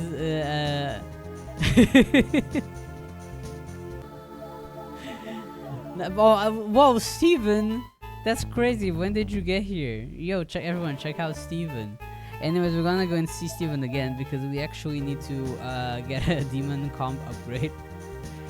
But the first one is just a devil analyzer, which is kind of useless. But this one gives us a comp upgrade, and we do need a comp upgrade to get the 2 gem demons that I mentioned earlier.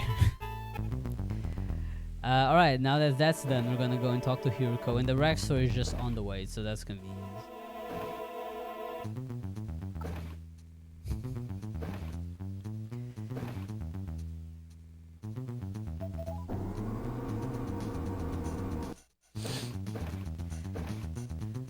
Alright, rack store. We're gonna exchange Sapphire. I like doing starting from the bottom. Sapphire and Topaz for a Sylph, and then you do a Pearl and a Turquoise for an Undyne, and that's our 2 demons of the day.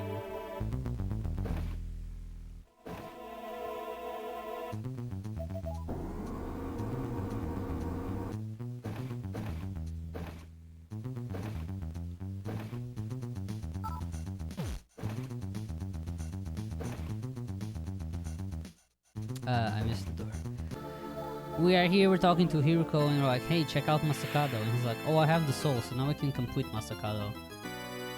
And there you go, Masakado fused, and he's back with his gorgeous white locks and cool outfits.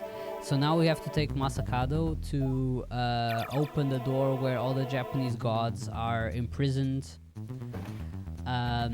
So we have to go there, which is like all the way at the bottom of this area.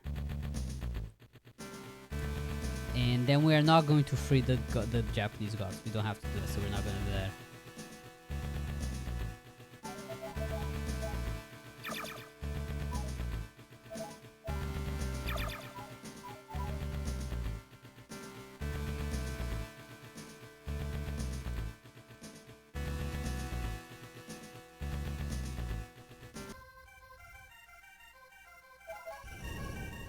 There we go. He moves the big rock. And then we're like, cool. Alright, I'm out of here. On the way back though, I'm gonna just put this pillar over here because we already got a pillar. Best Masakata design. You don't like the one from S75 Vengeance?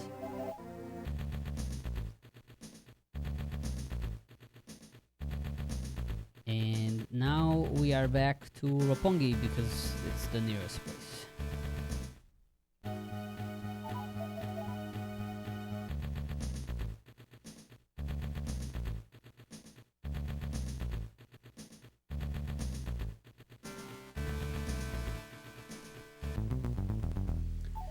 Alright, just gonna use this helmet just in case. 1-8 outer moon, and we're gonna transfer to Holy Town. Remember Holy Town? It's the first option too. I don't know how I missed it. Transfer to Holy Town.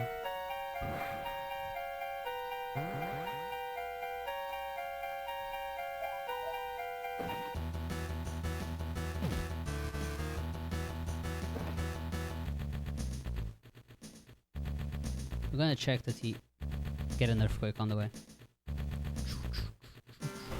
That's the sound effect of the screen shaking.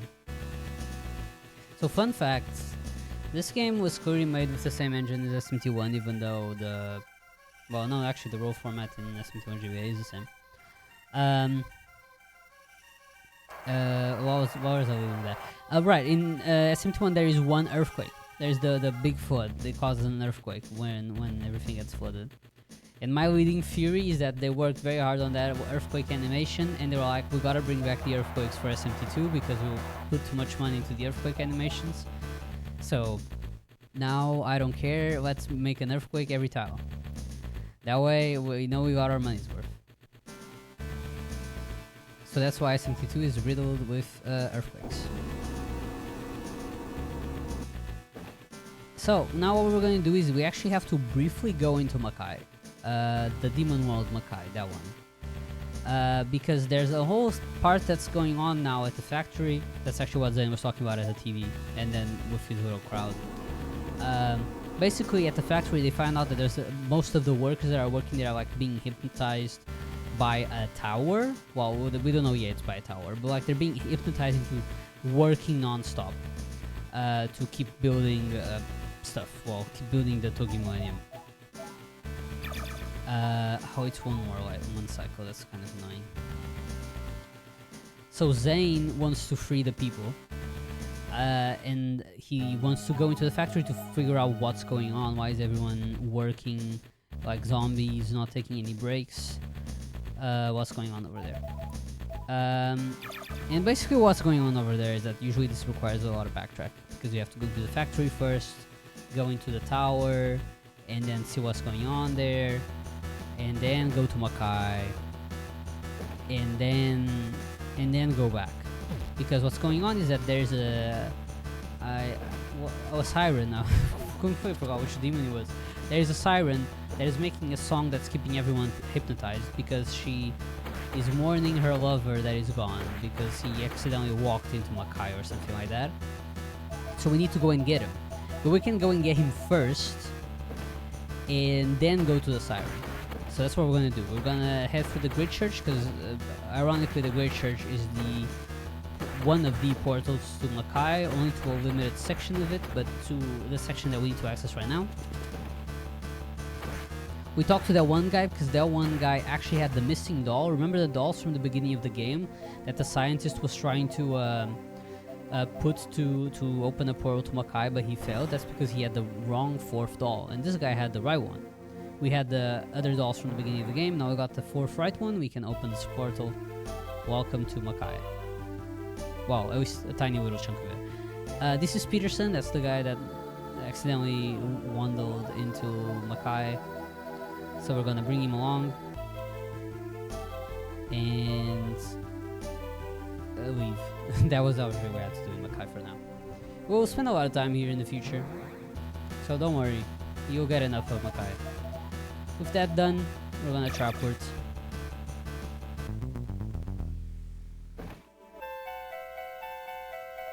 We're gonna go to the factory.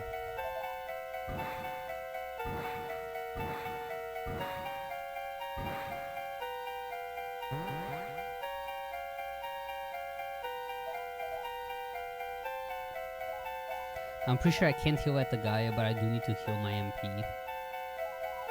So I'll probably just get Sylph out. Sylph also has trap words. Now they're like, are you crazy? You are clearly a Gaian. You cannot use our services. It's not like in SMT1 where they're like, we don't like you, but if you pay 1,000 Maka, sure, we'll sell you stuff. Here they're like, no. That is not happening.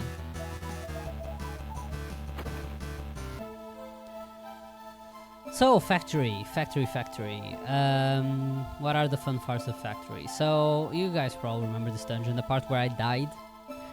We have to go all the way down, but we are not gonna go to where Battle Goose was. So we're gonna, there was like another door. Remember when I was like, ooh, mysterious door? We're gonna go to that door. That's where the factory jail is. I actually don't remember if it's a jail or if it's like a dorm. No. Some dorms I've seen, there isn't that big of a difference. But yeah, we gotta go there because that's where Zane is, because he wants to talk to the residents of the factory and the workers, see what's going on. And that's where he theorizes like, oh, actually, it probably is the tower that's controlling them, so we have to go to the tower. And the thing with the tower is that most of the residents can't see it because you need to have more than, I think, 9 intelligence in order to see the tower. Like, you just straight up can't see it.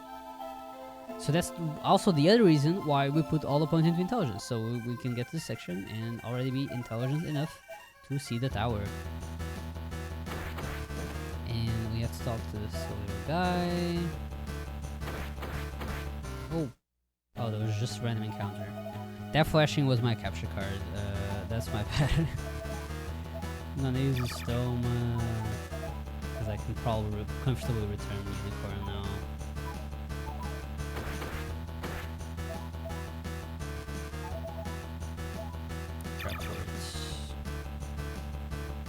Now that we talked to Zane, we can go to the tower.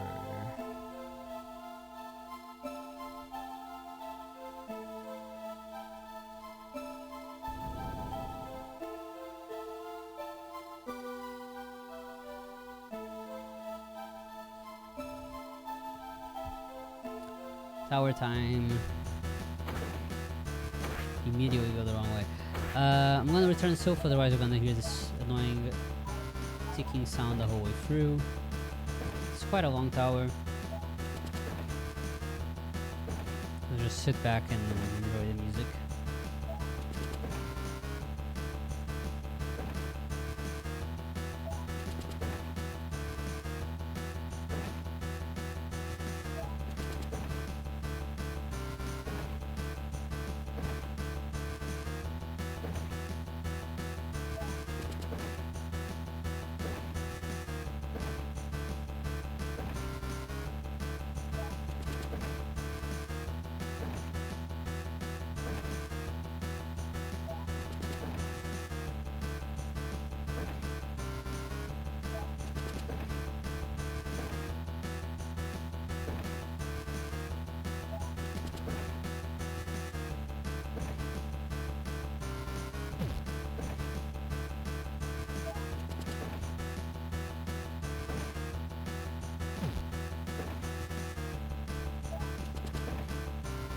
This tower also has a couple ties that you can fall through, so you really don't want to do that. No fiends, no fiends. Right, fight is over there. We're gonna get Undyne, and I'm gonna actually get Earthis. Usually we get Unicorn out, but I think Unicorn is just not gonna really help us much here with Undyne. And it's actually Belphegor that's keeping the tower in check, making sure that nobody comes and rescues the Siren.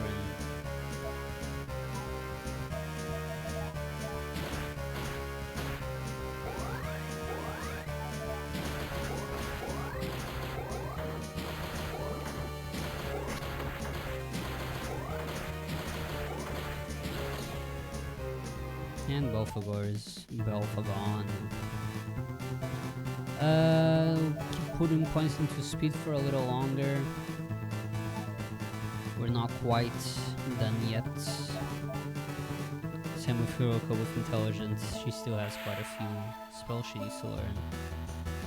Now I can return Earthis and Undyne, and I do know I'll need my Sylph right away, so I'm gonna just get the Sylph out. So as far as the background service, right? Yeah, it's pretty funny.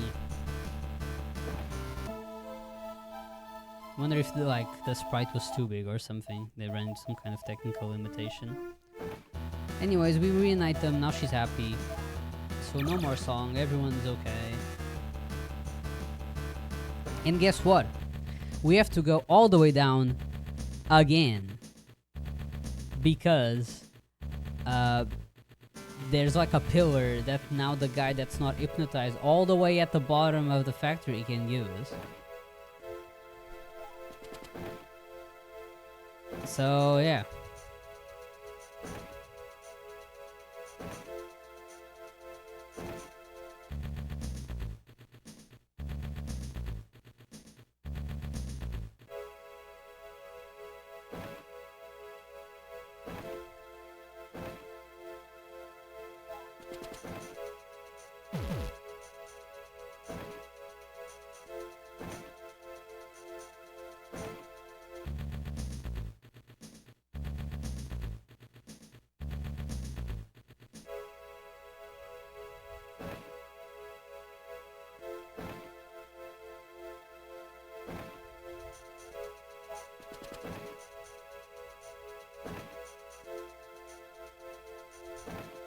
Remember this place where I died? At least I can get my vengeance now. Battle Goose is gone for good, but I'm still here. Alright. We've done all that. Can go back to Holy Town.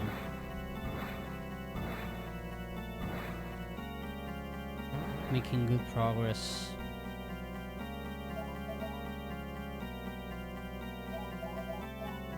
Save over here. We are going to have to come back here. We're going to save at the garage because we're going to need our unicorn to use a stoma. Kind of just heal the whole crew, really. And while we're at it, we're going to get a random encounter. Because we didn't use a stoma. Yeah, see? I just said. I'm going to do one of the remaining fusions we need to do. We're going to fuse our Sylph and our Undyne for Freya. Freya's a very useful demon, a lot of HP, a lot of MP, and very useful skills such as Sabatoma lets us summon demons without having to pay money, Tarukaja, obvious. What else? Necroma. Do I even need to explain Necroma? Actually, probably. Necroma lets us summon a demon as a zombie.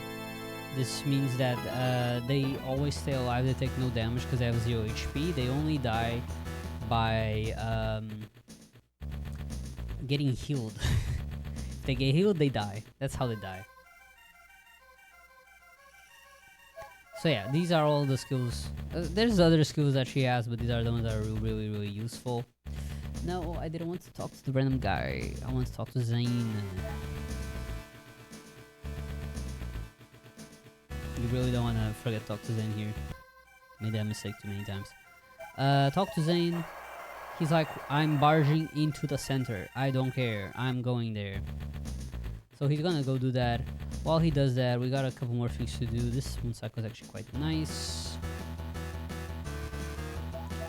While I'm here, let me get my demons out, because I do need unicorn, and I do need Hecate, kinda. This stone.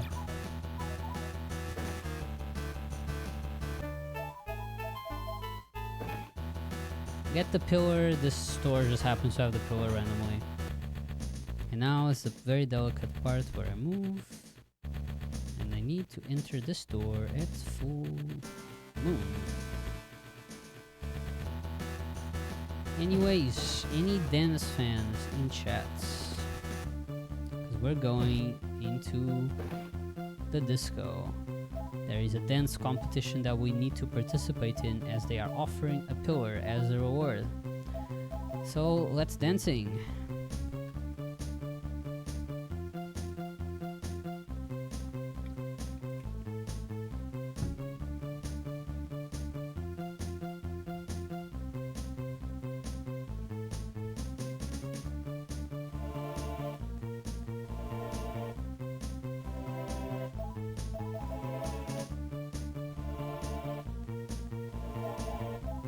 Oh, that was that. We won. Hope you enjoyed the Let's Dancing. We won the pillar, and we're out of here. Now we have to go to the center. I'm going to you got all that. I'm going to save here, just in case. We usually don't die to the upcoming fights, but there's always the first time for everything. I also usually don't die to battle boosts, so... fun fact. In the SNES version, if you trap port in that tile that I was in, or maybe the one after, but you know, close to that tile where I was in, inside of the disco, a bug occurs where you just don't get trap ported out. The game just kind of freaks out and puts you one tile behind where you're standing, and the whole screen goes black, and that's one of the many bugs of SMT2. This can actually be used to go out of bounds and warp into a different dungeon, because if you do that while facing against the wall, because this puts you a tile back, you go beyond the wall that is behind you into a different dungeon. And this can be done in most discos. In many dungeons, really. It just has to be in a tile that where there's like an NPC that talks to you. If it's not in one of those, it doesn't occur. Alright, we're at the center. We have a new set of codes we can use to access the other floors of the center. So we are going to, and we are following Zane to figure out what the heck is going on with the center. They've been acting suspicious enough. No fiends, no fiends. There's a bunch of fiend tiles around here. You do not want the fiend. At least these ones it's like a yes, no, okay? And just say no and then you're fine. It's not the Alice, where the only thing you can say is goodbye to your gem, because you are not going to be able to win against Alice. Maybe after Sarutati form, but at that point you've already got all the gems, so it's kind of the problem. 2, 7, 8, 4. We're about to meet a very familiar face that will ask us some important questions that I cannot translate, for I don't remember what they are. But I do know the answers, which is no, yes, no. The questions are like, would you help a mother that has a sick child and stuff like that? It's like very general things for your alignment. I almost said a dead child, but it's not what it is. I'm pretty sure she's sick. My portostoma, so worn out, so gone. Thankfully, we are quite fast. Yo, this demon is crazy. I was designed this into two. I'm gonna use my good old stone over here. And I'm going to return Hecate and Unicorn. And I'm going to summon Cerberus and Freya. Yeah, this way. And head into here. So we talked to these like Hellers over here, and immediately they transform into archangels that are going to protect their god. So this is who we have to fight. We start off by fighting Raphael and Uriel. Gonna use Tarokaja with Freya, attack, and Hiroko will kind of be on guard duty now because I kind of don't want to.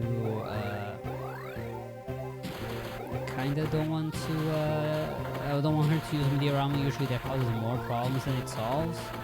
And now that I've used it a couple of times, I'm going to switch to using the diorama with Freya, as that is another one of the spells that she has. It is the dude from my profile picture. He's about to die a tragic death.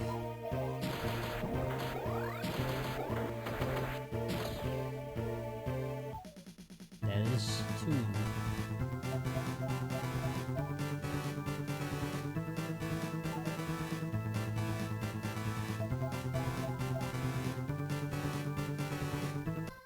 We got a Stoma with Hiroko. Now she just needs to get Tresto and Traport. Does she even get Tresto? I don't remember. She definitely gets Traport though.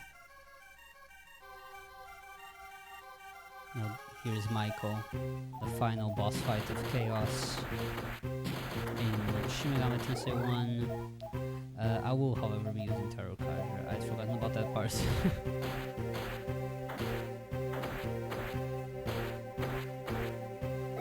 You know what they say, trust no one, not even yourself.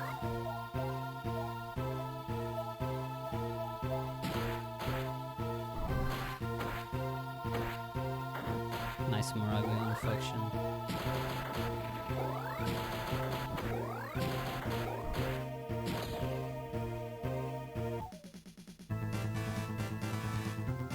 More points into speed. More points into intelligence. We are I say.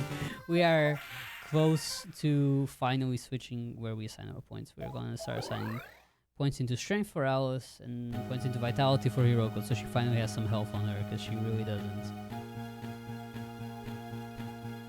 And oh my god, is that Yahweh? Looking a little blue, but I'm sure that means nothing.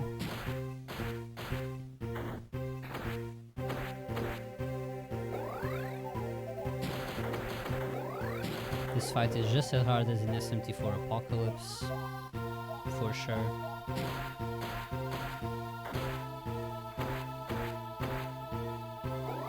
He also only does like 20 HP per hit.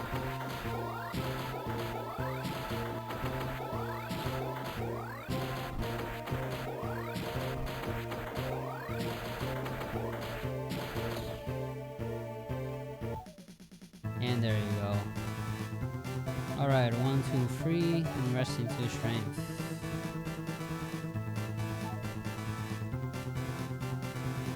1, 2, 3, and rest into vitality. True. The original coloring. And there you go, and actually the last remaining elder turns out to be Gabriel, that did not approve of the actions of the other elders because they are praying a fake god, and they pray to that god so much that they willed a fake god into existence, which is the Yahweh that we just defeated. That wasn't the real Yahweh, that was a fake Yahweh. And as funny as we finally solve the situation and like everything seems to be okay, let me check the spell situation on her. She does have Traport. We get an alert from Holy Town, and we have to go and check what it is. I think I am in Holy Town, so I don't know.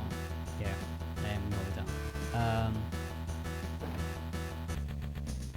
So we have to go and check what is going on near the Great Church, because we got an alert to check that something, that like there was some vibrations detected in the Great Church or something like that.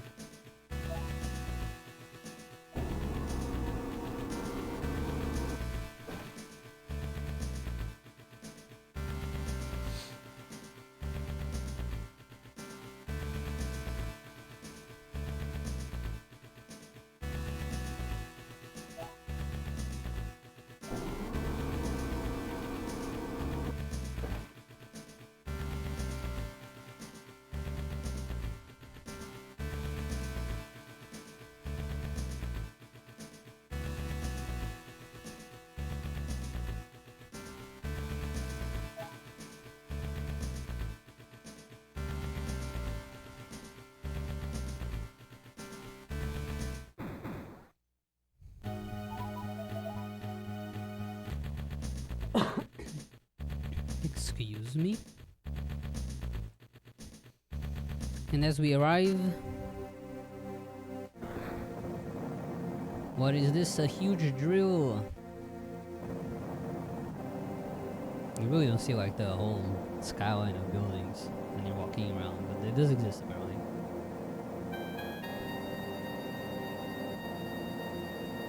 A huge drill emerges from the ground. Whatever could it be? I guess we'll never know. Actually, no, we probably will know. But yeah, that was what was detected. Weird, right?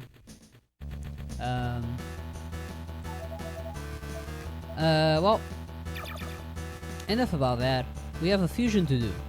We have to do a fusion. Is this the final fusion? Technically not, but technically yes. We are going to be fusing our Cerberus and our Unicorn and our Sudama. It all goes back. This is the reason why we needed them all. The Sudama that joined randomly, the Unicorn that we got with a Kaitsif for the first time, and Cerberus that randomly joined. Just good old life in Tokyo Millennium. Nothing to see here.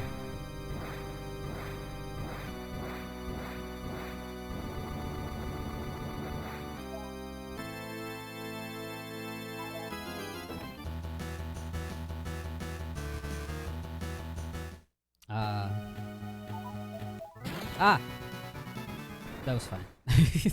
Scared myself with my action. I was trying to run away. I didn't want to fight.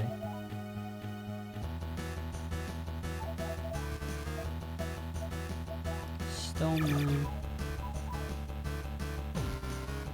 Now we're gonna go back to Roppongi.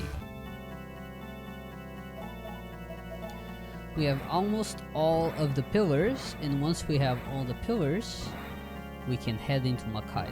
And that's exactly where we're gonna go. But we have one missing, and that will be given to us by one of the mutants here in Roppongi, which is conveniently right next to where the pillars need to be set, so it kinda lines up for us.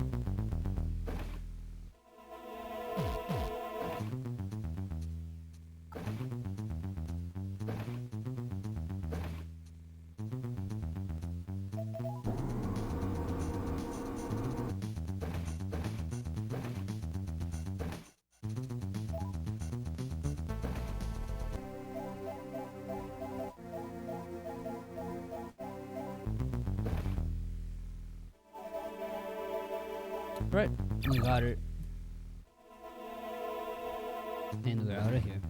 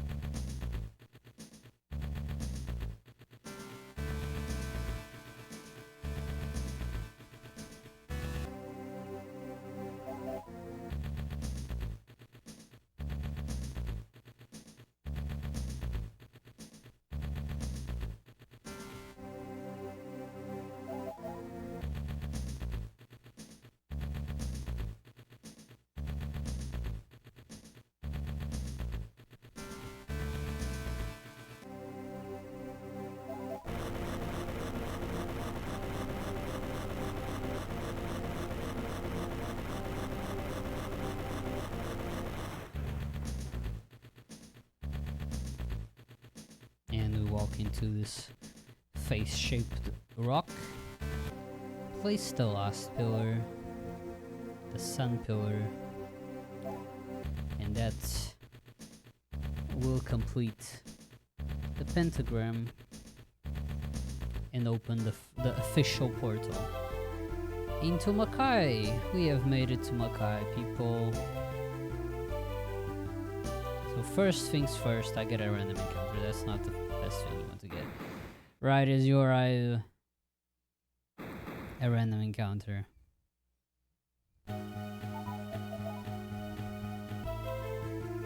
So, as I was saying, first things first, you go to Yesod, which is this place. We're going to get... Oh, look, it's Steven, now in the flesh. Apparently he was just chilling in Makai the whole time. And he activates this terminal for us. So we can save and transfer. Both very useful. After doing all that, I'm going to use Stone.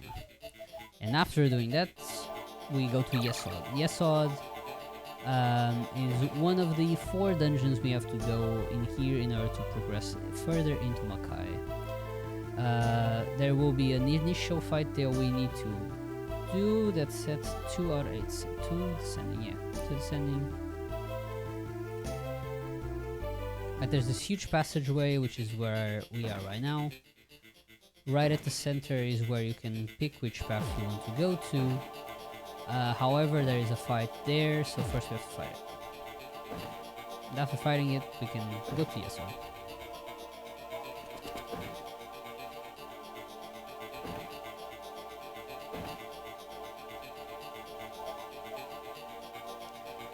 We're gonna get Naragiri and Freya out. I want Naragiri on the front. And here it is, it's Hekate. Hekate can Mudo us, which kinda sucks, but other than that, it's a pretty harmless fight.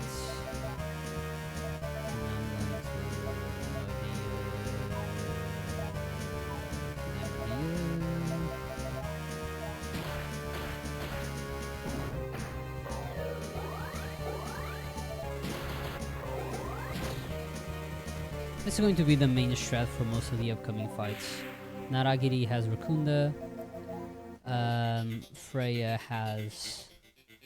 where am I going? Did I go into the wrong one? No, I went to the wrong one. Hold on. Am I tripping?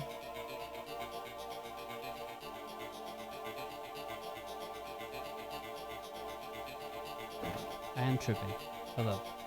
And I went the wrong way again. Bear with me. I'm supposed to go to Hod. Yes, Hod is where we came from.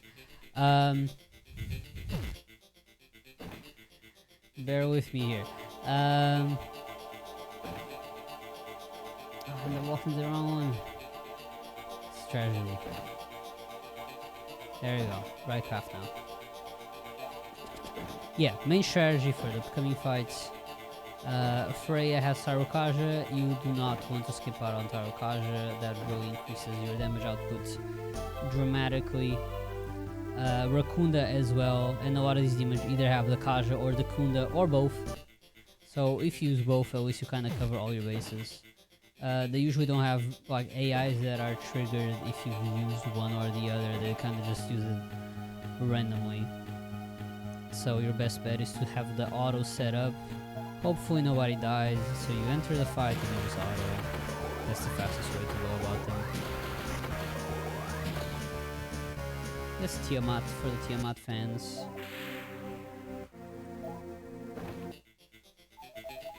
Not a trap. That was the wrong spell. Trap words.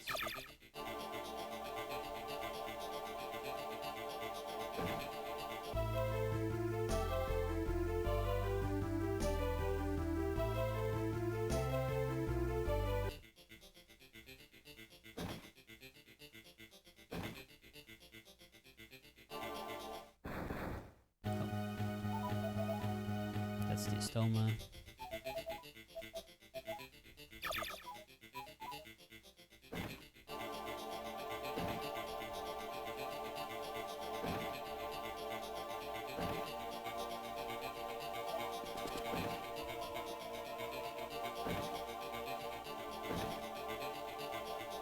Now we go into Netzach.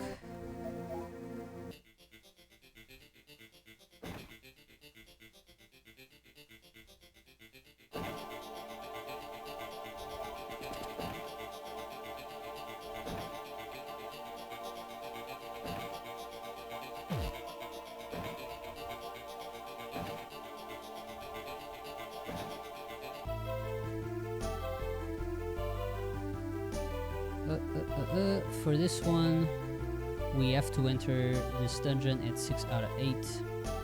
It is non-negotiable, unfortunately. I'm just trying to avoid the random encounter there.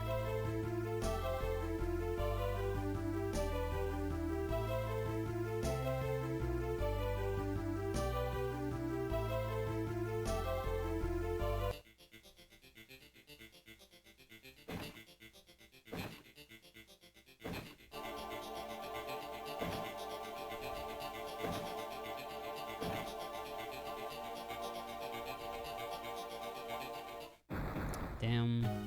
Come on.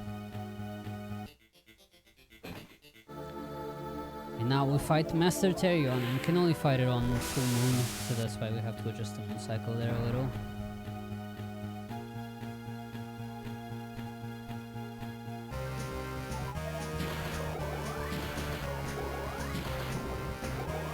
Ooh, the paralysis. I think he might be stunned, man. That actually be paralyzed.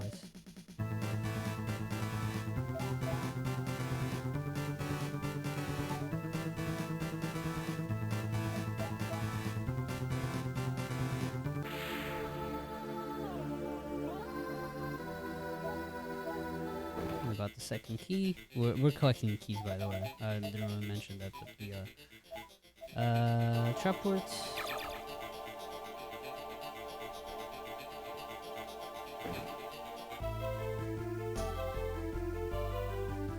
Back to Yesod. To go through the T-Freight exit, the final exit. I forgot to use this one. Shouts to the vampires.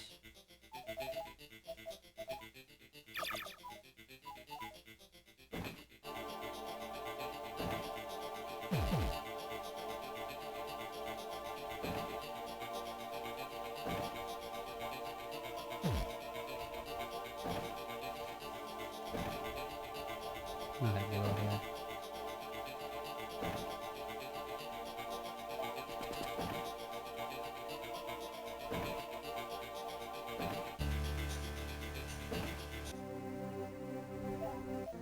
And T-Freights.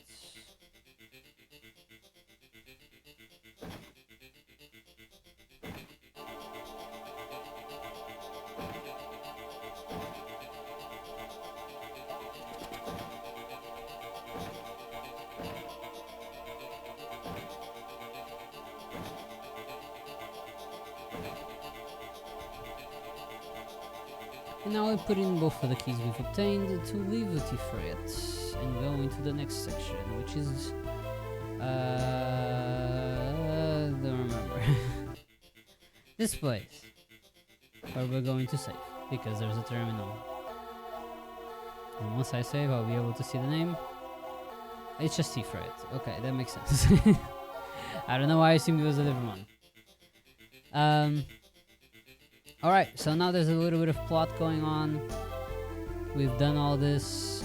We have to walk into this random person. After that, we can do more things. We try to go over here, which is the way to Gebra, which is, you know,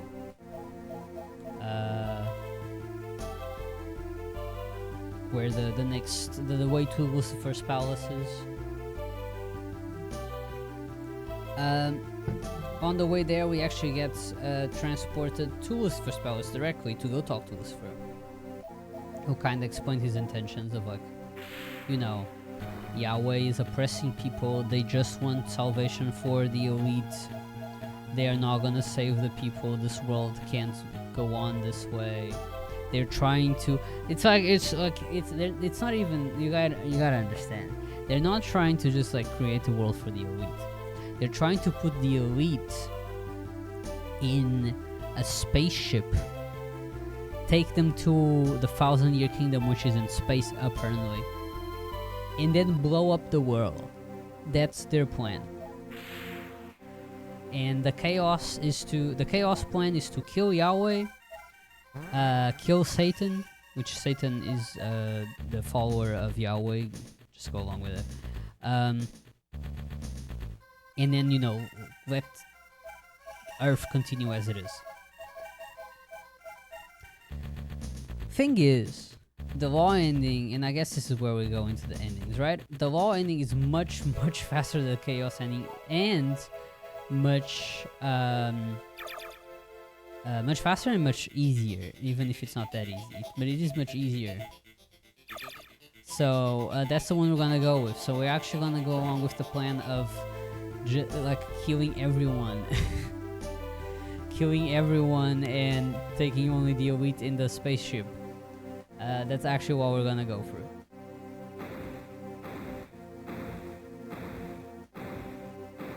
Thank you for the good luck.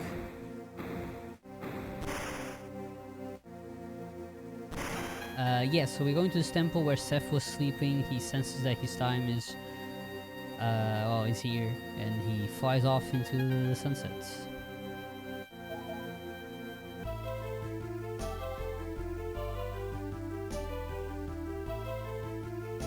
Then we try once again to get to Gebra, and we are interrupted once more because Astaroth is here to fight us because he sensed that we've made the wrong decision. We decided to align ourselves. Oh, with the sexual power. Is it though? Yes, it is fine. Since that we went the law, and he doesn't like that, so we fight Astaroth. And now we can finally go into Gebra, except instead what we find is my OBS just refreshed, so hopefully everything's fine. It's kind of scary, everything looks good. We get sucked into the demon that swallowed Valhalla, because we find out it's actually Abaddon. Yo, what's up, Kami? No, it's fine, you're here for the important part. You're here for Abaddon. What else could you possibly want? You're here for what matters.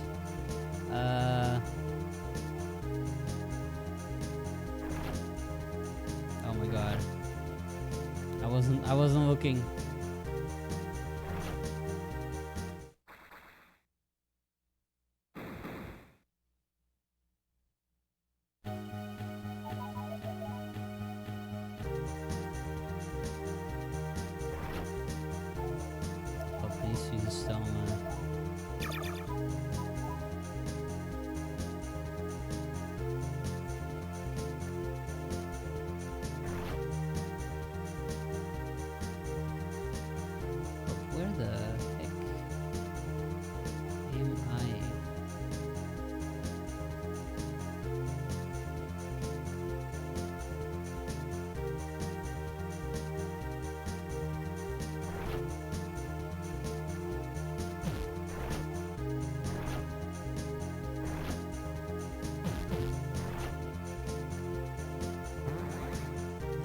Why are you awake? They're never awake for tech shifts in the middle of the night, but they're always awake for SMT2. I appreciate that. Well, one of those things. Yeah, I'm inside Abaddon right now. As I mentioned, Abaddon is the demon that swallowed Valhalla.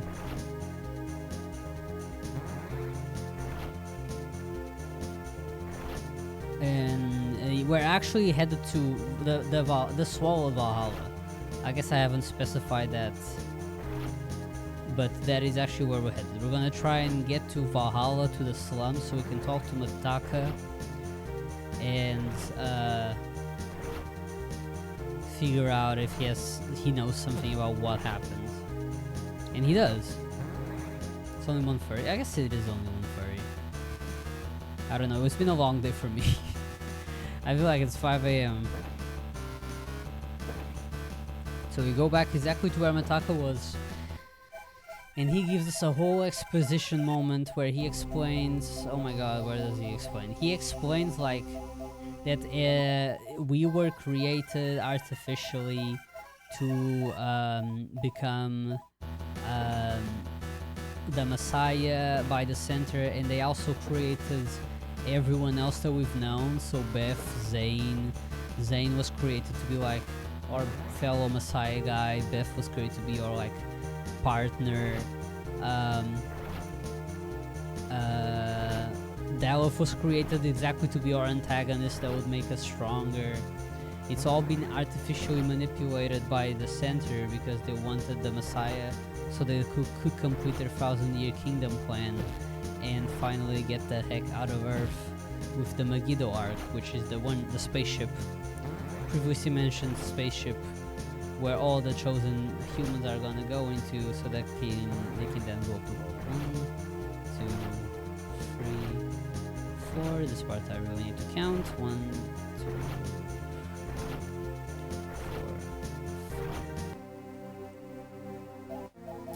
And now we can, like, so we're inside Abaddon, so we can't quite fight Abaddon, but we can find his heart. So we're gonna do that. We're gonna fight Abaddon's heart. Medea, Tarukaja, just gonna auto.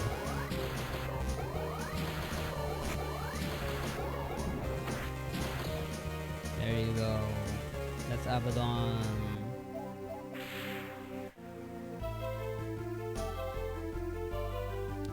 And now we can finally enter Gebura and actually go for the dungeon. Can you imagine that concept? After so many attempts of getting through Gebura, or to Gebura, we can actually go. So we go through this underground passage. Go through here, up the stairs. And there we go. We're into the Gebura area. We just need to dodge the earthquake tiles and the NPC tiles. Kinda dodge them. And there you go. We are here. So after all of this, so remember, we are locked into law. We have officially made the law decision. We have heard our backstory. And now, where else could we go other than Arcadia?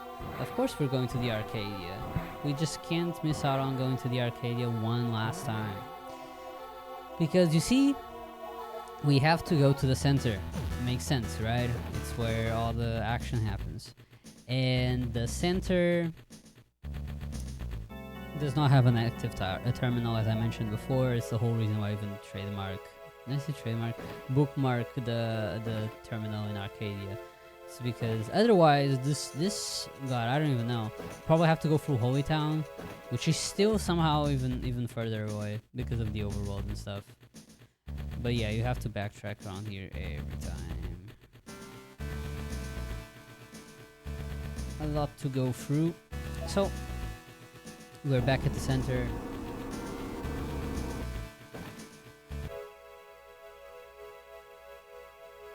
And we're gonna go all the way to the top. But this time is the real top.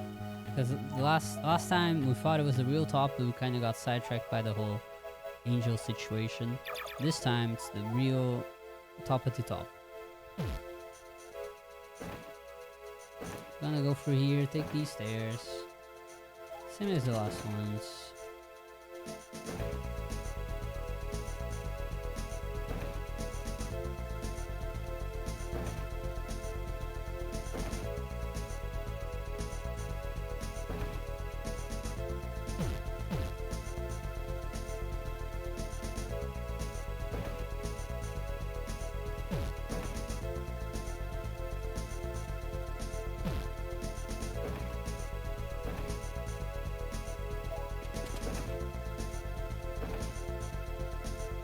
And I hope you guys missed the codes because we have one more.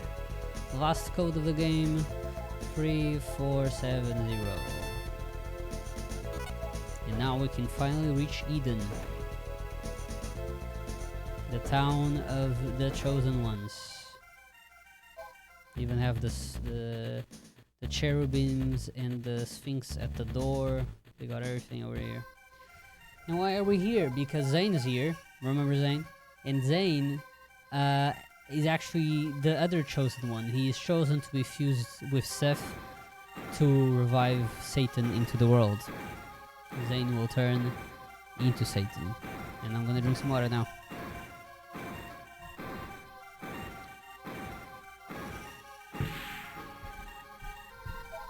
Oh my god, it's Satan. Doesn't he look cool? Now this is a Satan ally form, which is not the same as a Satan enemy form. you do not want to see the Satan enemy form, because that usually means you're in for trouble. So we're back in Gebura. Gebura is like the last very big passage that we need to go through. This is the last shop of the game. This is where the end game really starts. We still have like a while to go, don't get me wrong. But like this is the beginning of the end. I'm even like last time I had such a hard time with the last boss fight. I'm gonna be real generous here. We're going to use Sabatoma to get Satan. That's not Satan, that's Hekit. Oh, the menu glitched out. I've never seen that. I've genuinely never seen that. I'm even looking at the console. There you go, it's fine. And now we have 12 fights that we have to do in this dungeon. And these fights are very simple. Same strategy that we've been doing so far.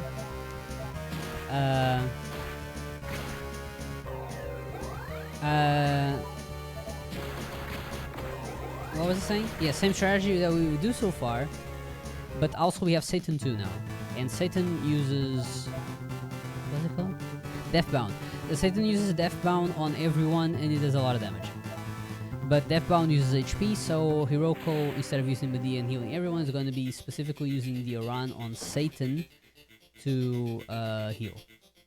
Now, this is the strategy as well for the SNES version.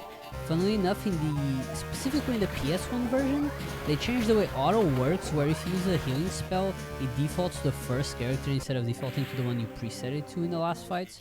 And it's only in that version, it's very annoying. In the GBA version, I initially thought they'd done the same, but they actually they fixed it, or they didn't worsen it. So that's nice, because it's a lot of these fights. It's a lot of them. And then we got a special one right at the end that has Muda-on and Kinko. But we'll cross that bridge when we get there. True. The PS1 version is hard to love. That's all I'm gonna say about that one.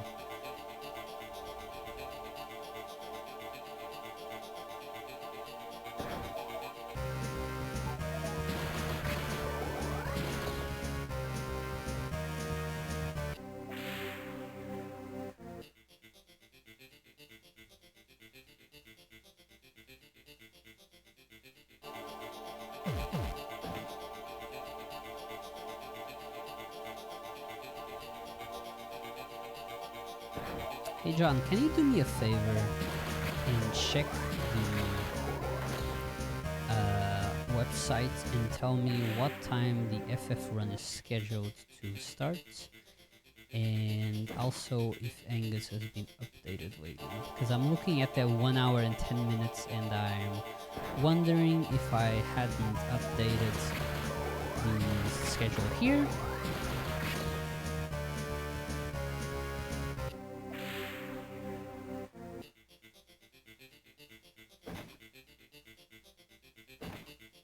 Okay, actually, forget everything, I'm gonna get to those answers in a second. I need to point out one thing. So remember that strategy works for every fight, but here's the funniest thing you could do in a dungeon that's all about fighting demons and you use physical attacks. Wouldn't it be really funny if you do just one that reflects physical? That's right, it's this guy. Santira is like the one fight in this whole dungeon that reflects physical. If you forget what you're doing and you auto, you will just immediately die. Because you'll get a death bound to the face. It's like immediate. So I noticed it and I was like, I have to mention this because to be honest, I do think it's kind of funny. It is very annoying when you forget and then you get a death bound to the face. But it is kind of funny, I'll give him that.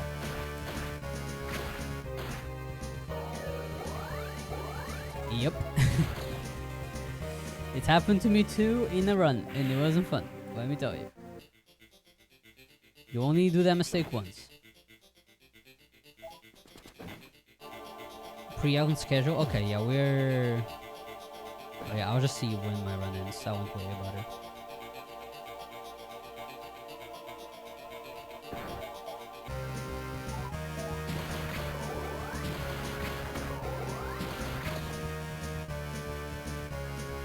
I'm mid-run. I shouldn't have to be worried about the schedule. Schedule will be fine. To be honest, just don't eat dirt against Yahweh. Can't promise anything. 2 more hours, God forbid.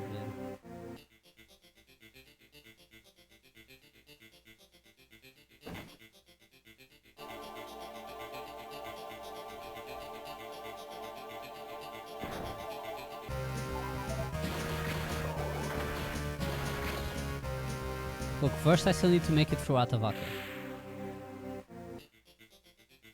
You know, never underestimate Atavaka. Oh, I got a random encounter. It's a Girimakawa.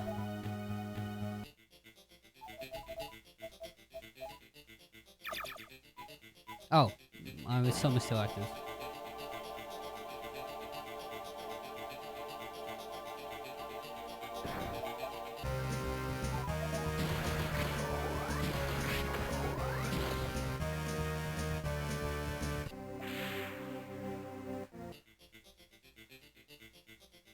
Okay, I'm going to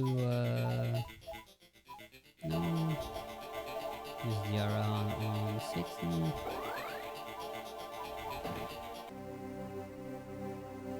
Oh, we like this fight to be quick and easy. Like an easy bike. Nice early. That's not as cool. Never mind, we're fine. We got 1 preemption encounter. That's pretty nice.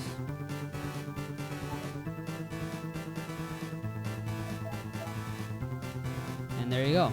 That was the Gebura corridor.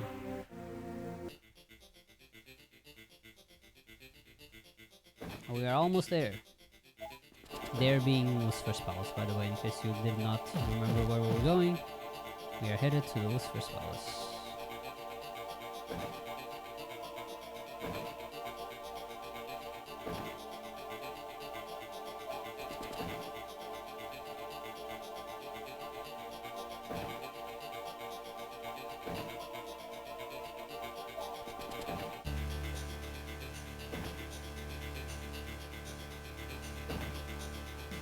That was a very violent yawn.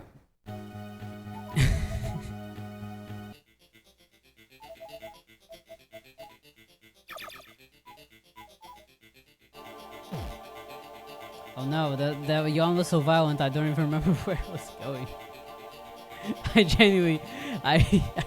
I'm genuinely serious when I say I don't remember where I'm going. I think it's here.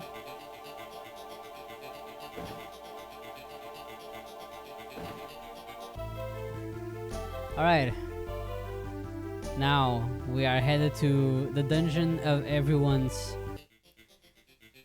favorite demon. I'm not even gonna say anything. I'm just gonna heal here for safety, because I can.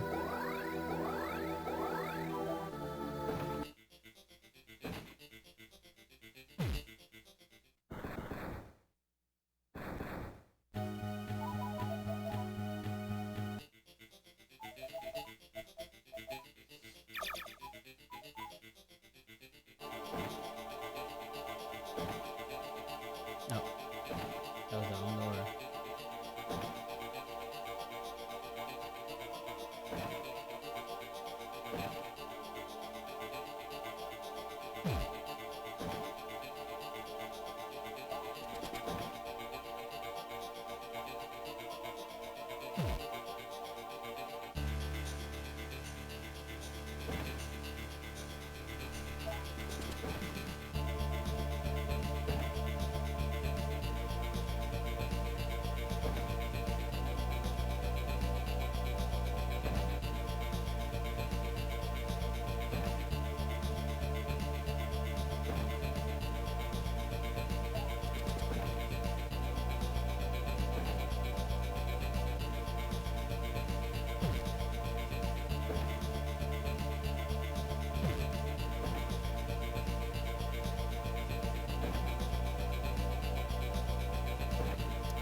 There we go.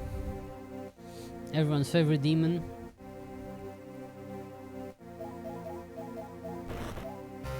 Immediately paralyzes us. That happens because of our intelligence stat It is what it is. We do have paralysis, so it's no big deal. Now we have paralysis.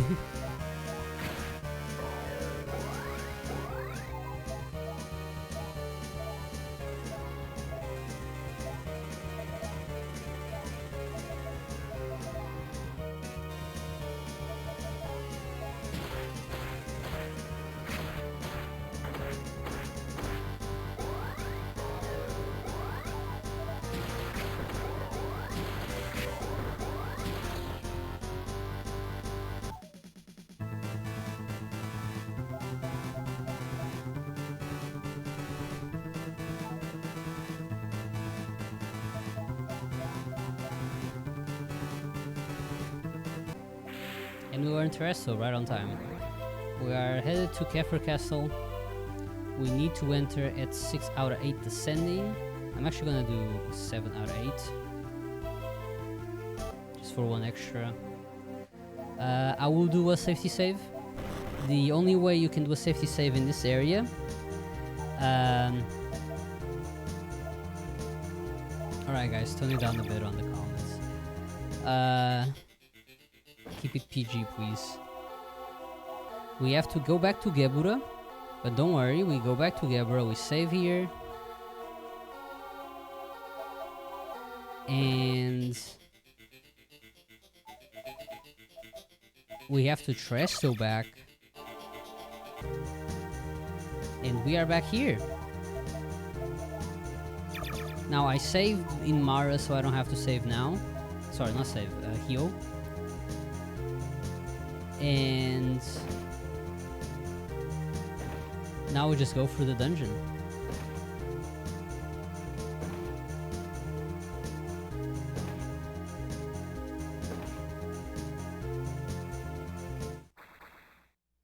Now some encounters still go through the stone in this dungeon just because they're so high level.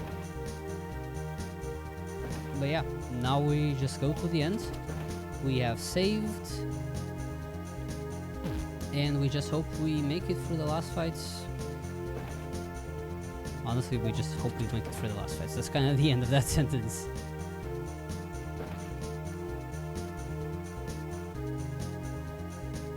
Kefir Castle is quite a big dungeon, but nothing too out of this world.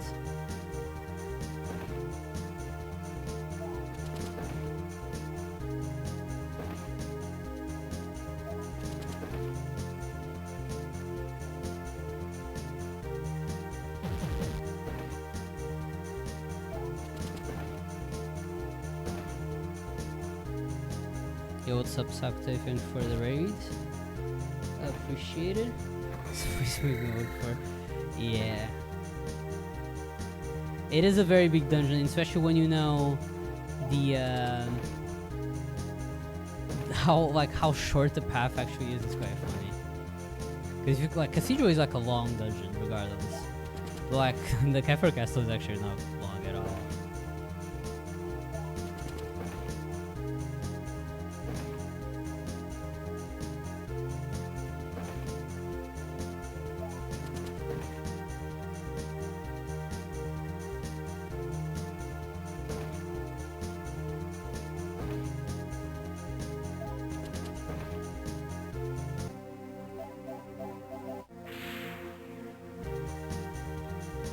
And now we're going to do one last thing, summon Earthis, and cross our fingers very crossed that these fights, I said dungeons, these fights go well. So here it is, Lucifer in the flesh. That's the first of our fights.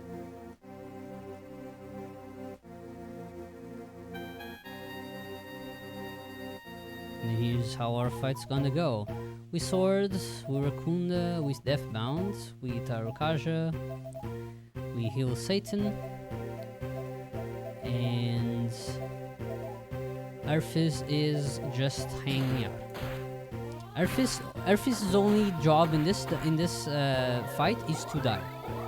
Genuinely, that's all he needs to do. He just needs to die. There you go. He's died. He's completed his objective. And Lucifer's dead.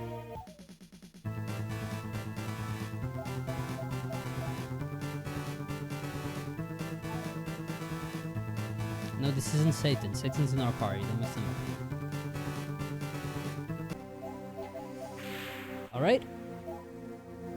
We have defeated Lucifer, which means that we've stopped Lucifer's plans, and now nobody can stop us from having access to the Megiddo Arc.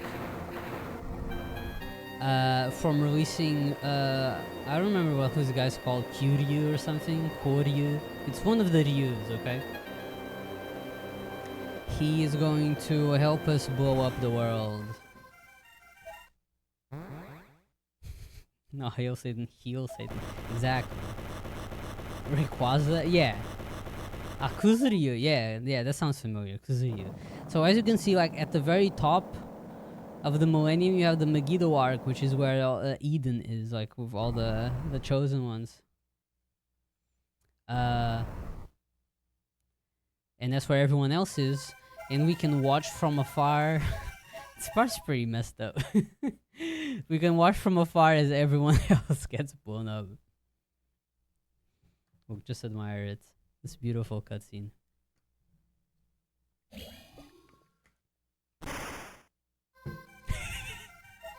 You don't even see like an animation. It's literally like the Earth is there, and then the Earth is no longer there.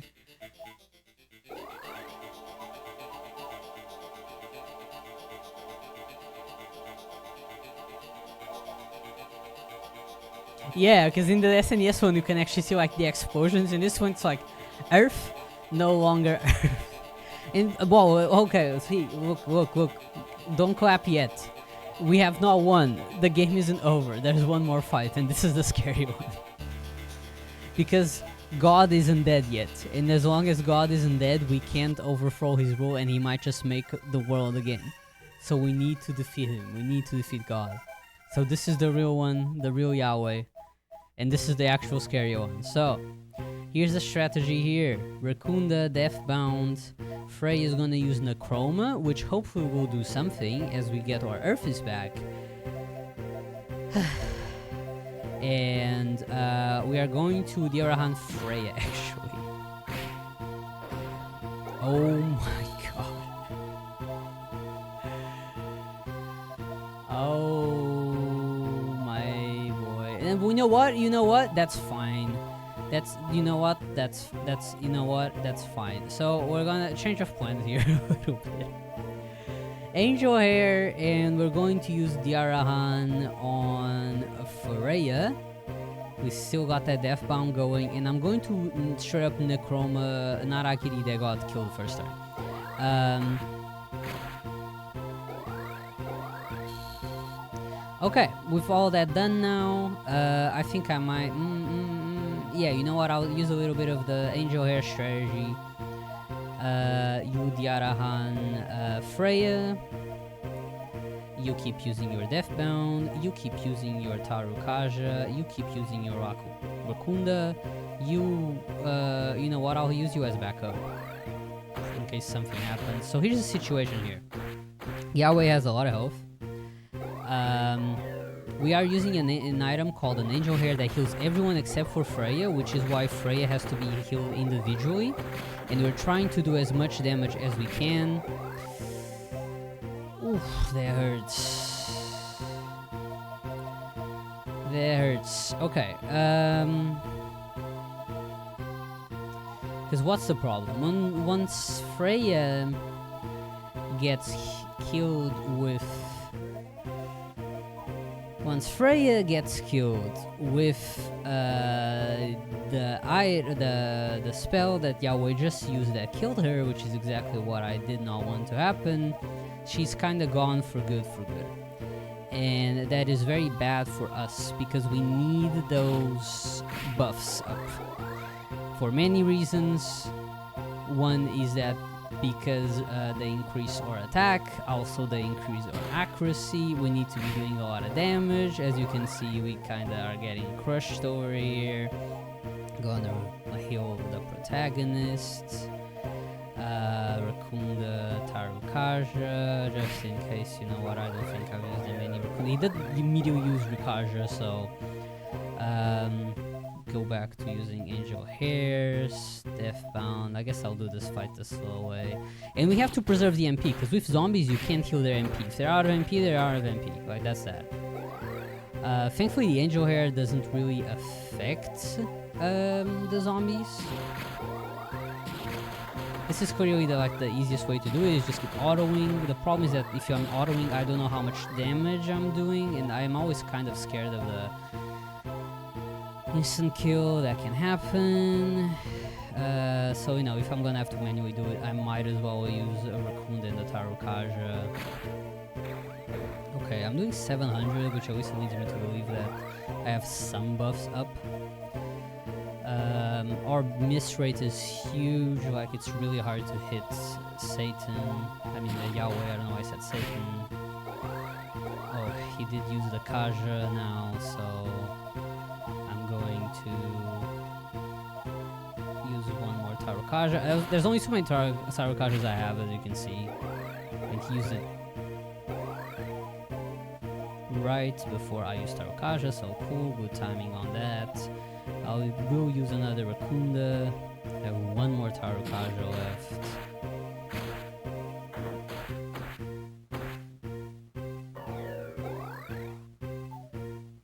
As you can see, like, it's really a lot of damage that we have to deal here, so this is quite sketchy. And if you get into a position where you're kind of trapped, and basically what happened, which is Freya dying very early into the fight, is basically the worst possible thing that can happen. So now we're in the position where we're going to figure out if we can even win the fight. If we can't, we have to do the entire whole thing again. So cool stuff. That's the magic of SMT2 for the GBA. The whole game is way easier than the SNES version until this specific fight. Then shit kinda hits the fan. Good thing I bought all those healing items, am I right? Everything is just for show now.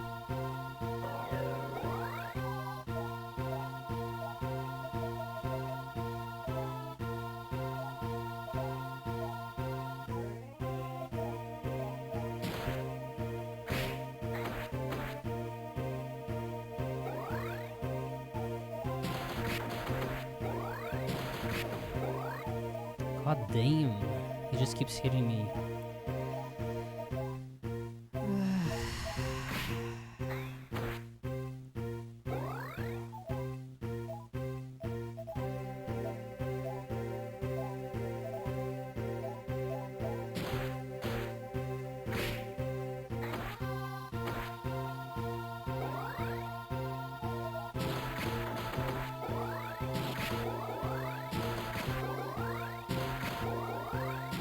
Come on, Yahweh. Die. I wanna die so bad. I wanna die. Like right now. No, not kill me. Guess I'll use another Raccoon though while I'm at it. Yeah, we're doing no damage. That's really not good.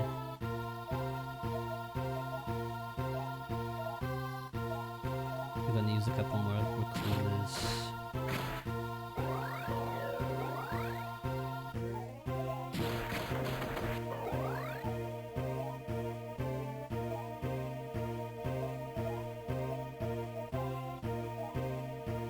You have one more Raccoon. How many runs die at Yahweh? My last one did. It was a really good one too.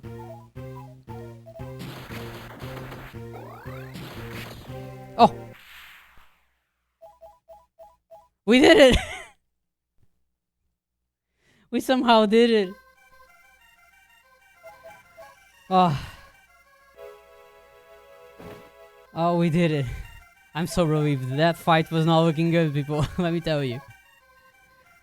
Now I know for sure. Buying more of those healing items is the safest option. This fight can be so fast if you can just auto through it.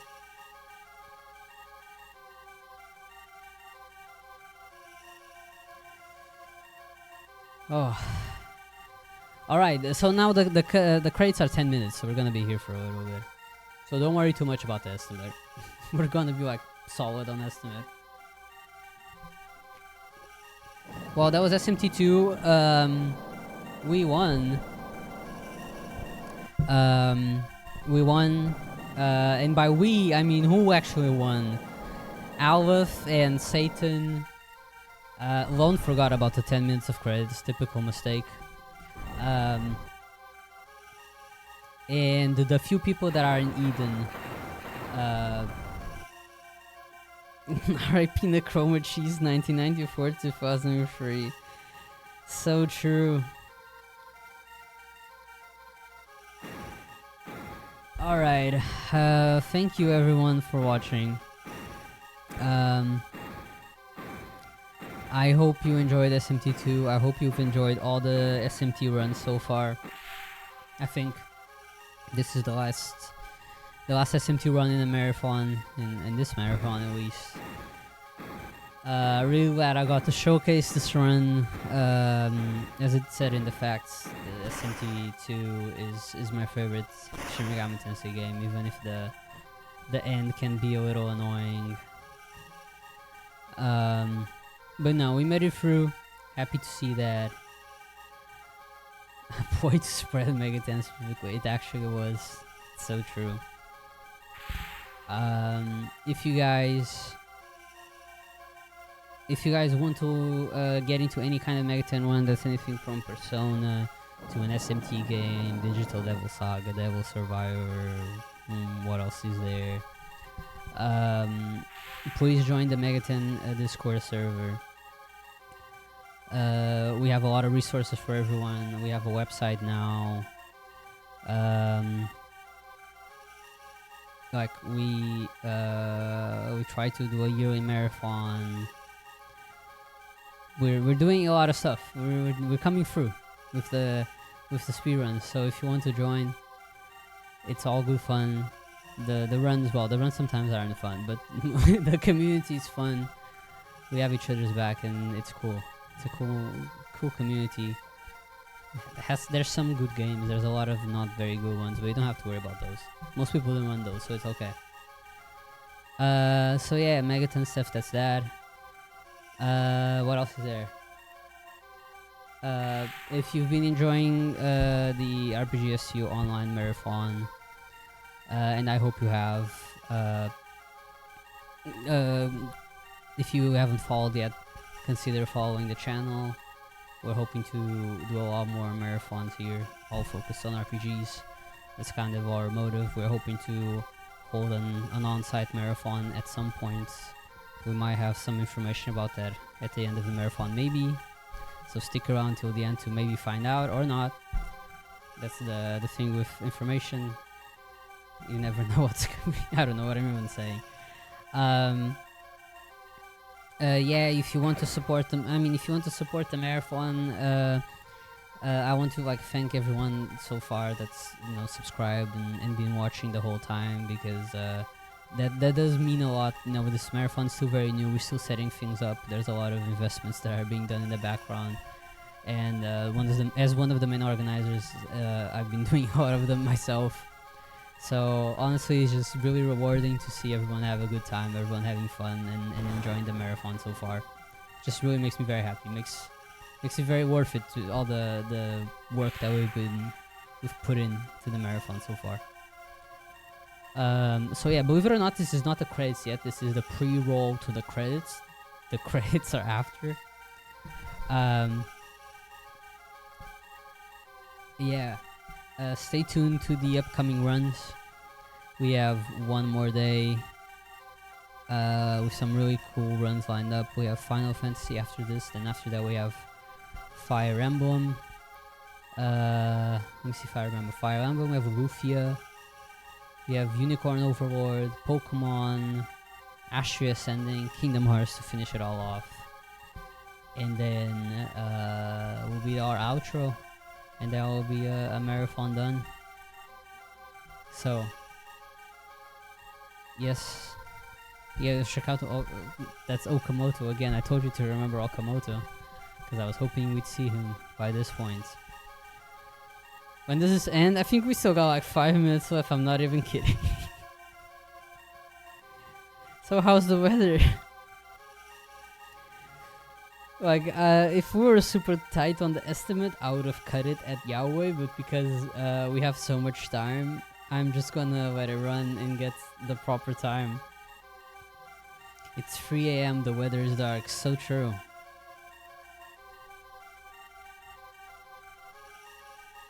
There's supposed to be a storm tonight. Dang, that's not good weather at all.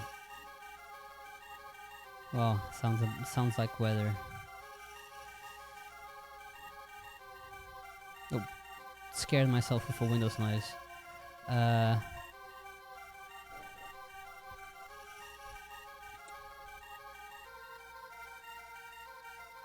gonna be real, I'm kinda out of things to say.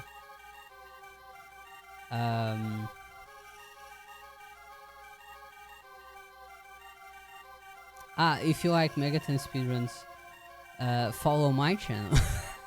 I guess I haven't plugged my own channel. I speedrun in my channel as well.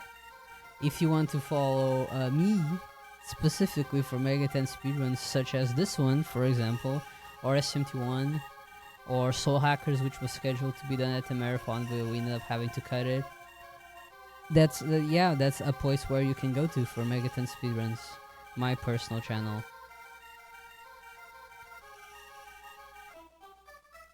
Oh yeah, I've also learned Persona 1, so if you want to watch Persona 1 but you don't like Alone, you can also watch me.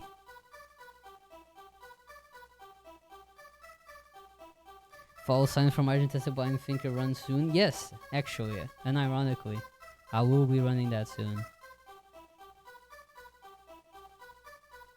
This is the actual credits, mind you. We're at the credits. The credits are way faster, so don't worry.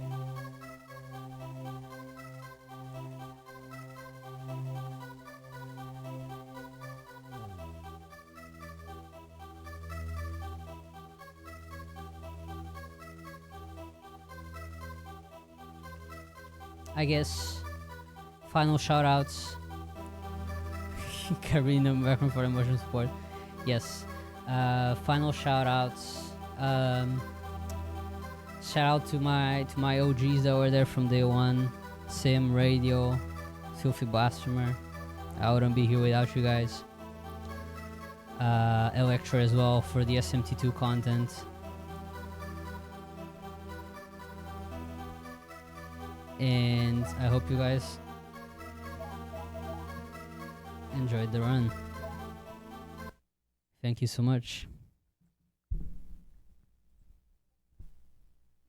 Yeah, we're back at the intro. The game just loops. GG's. That was it. 312. That's really not bad.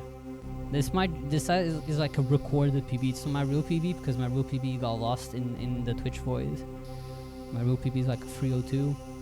But it's still better than my recorded PB, which is 314.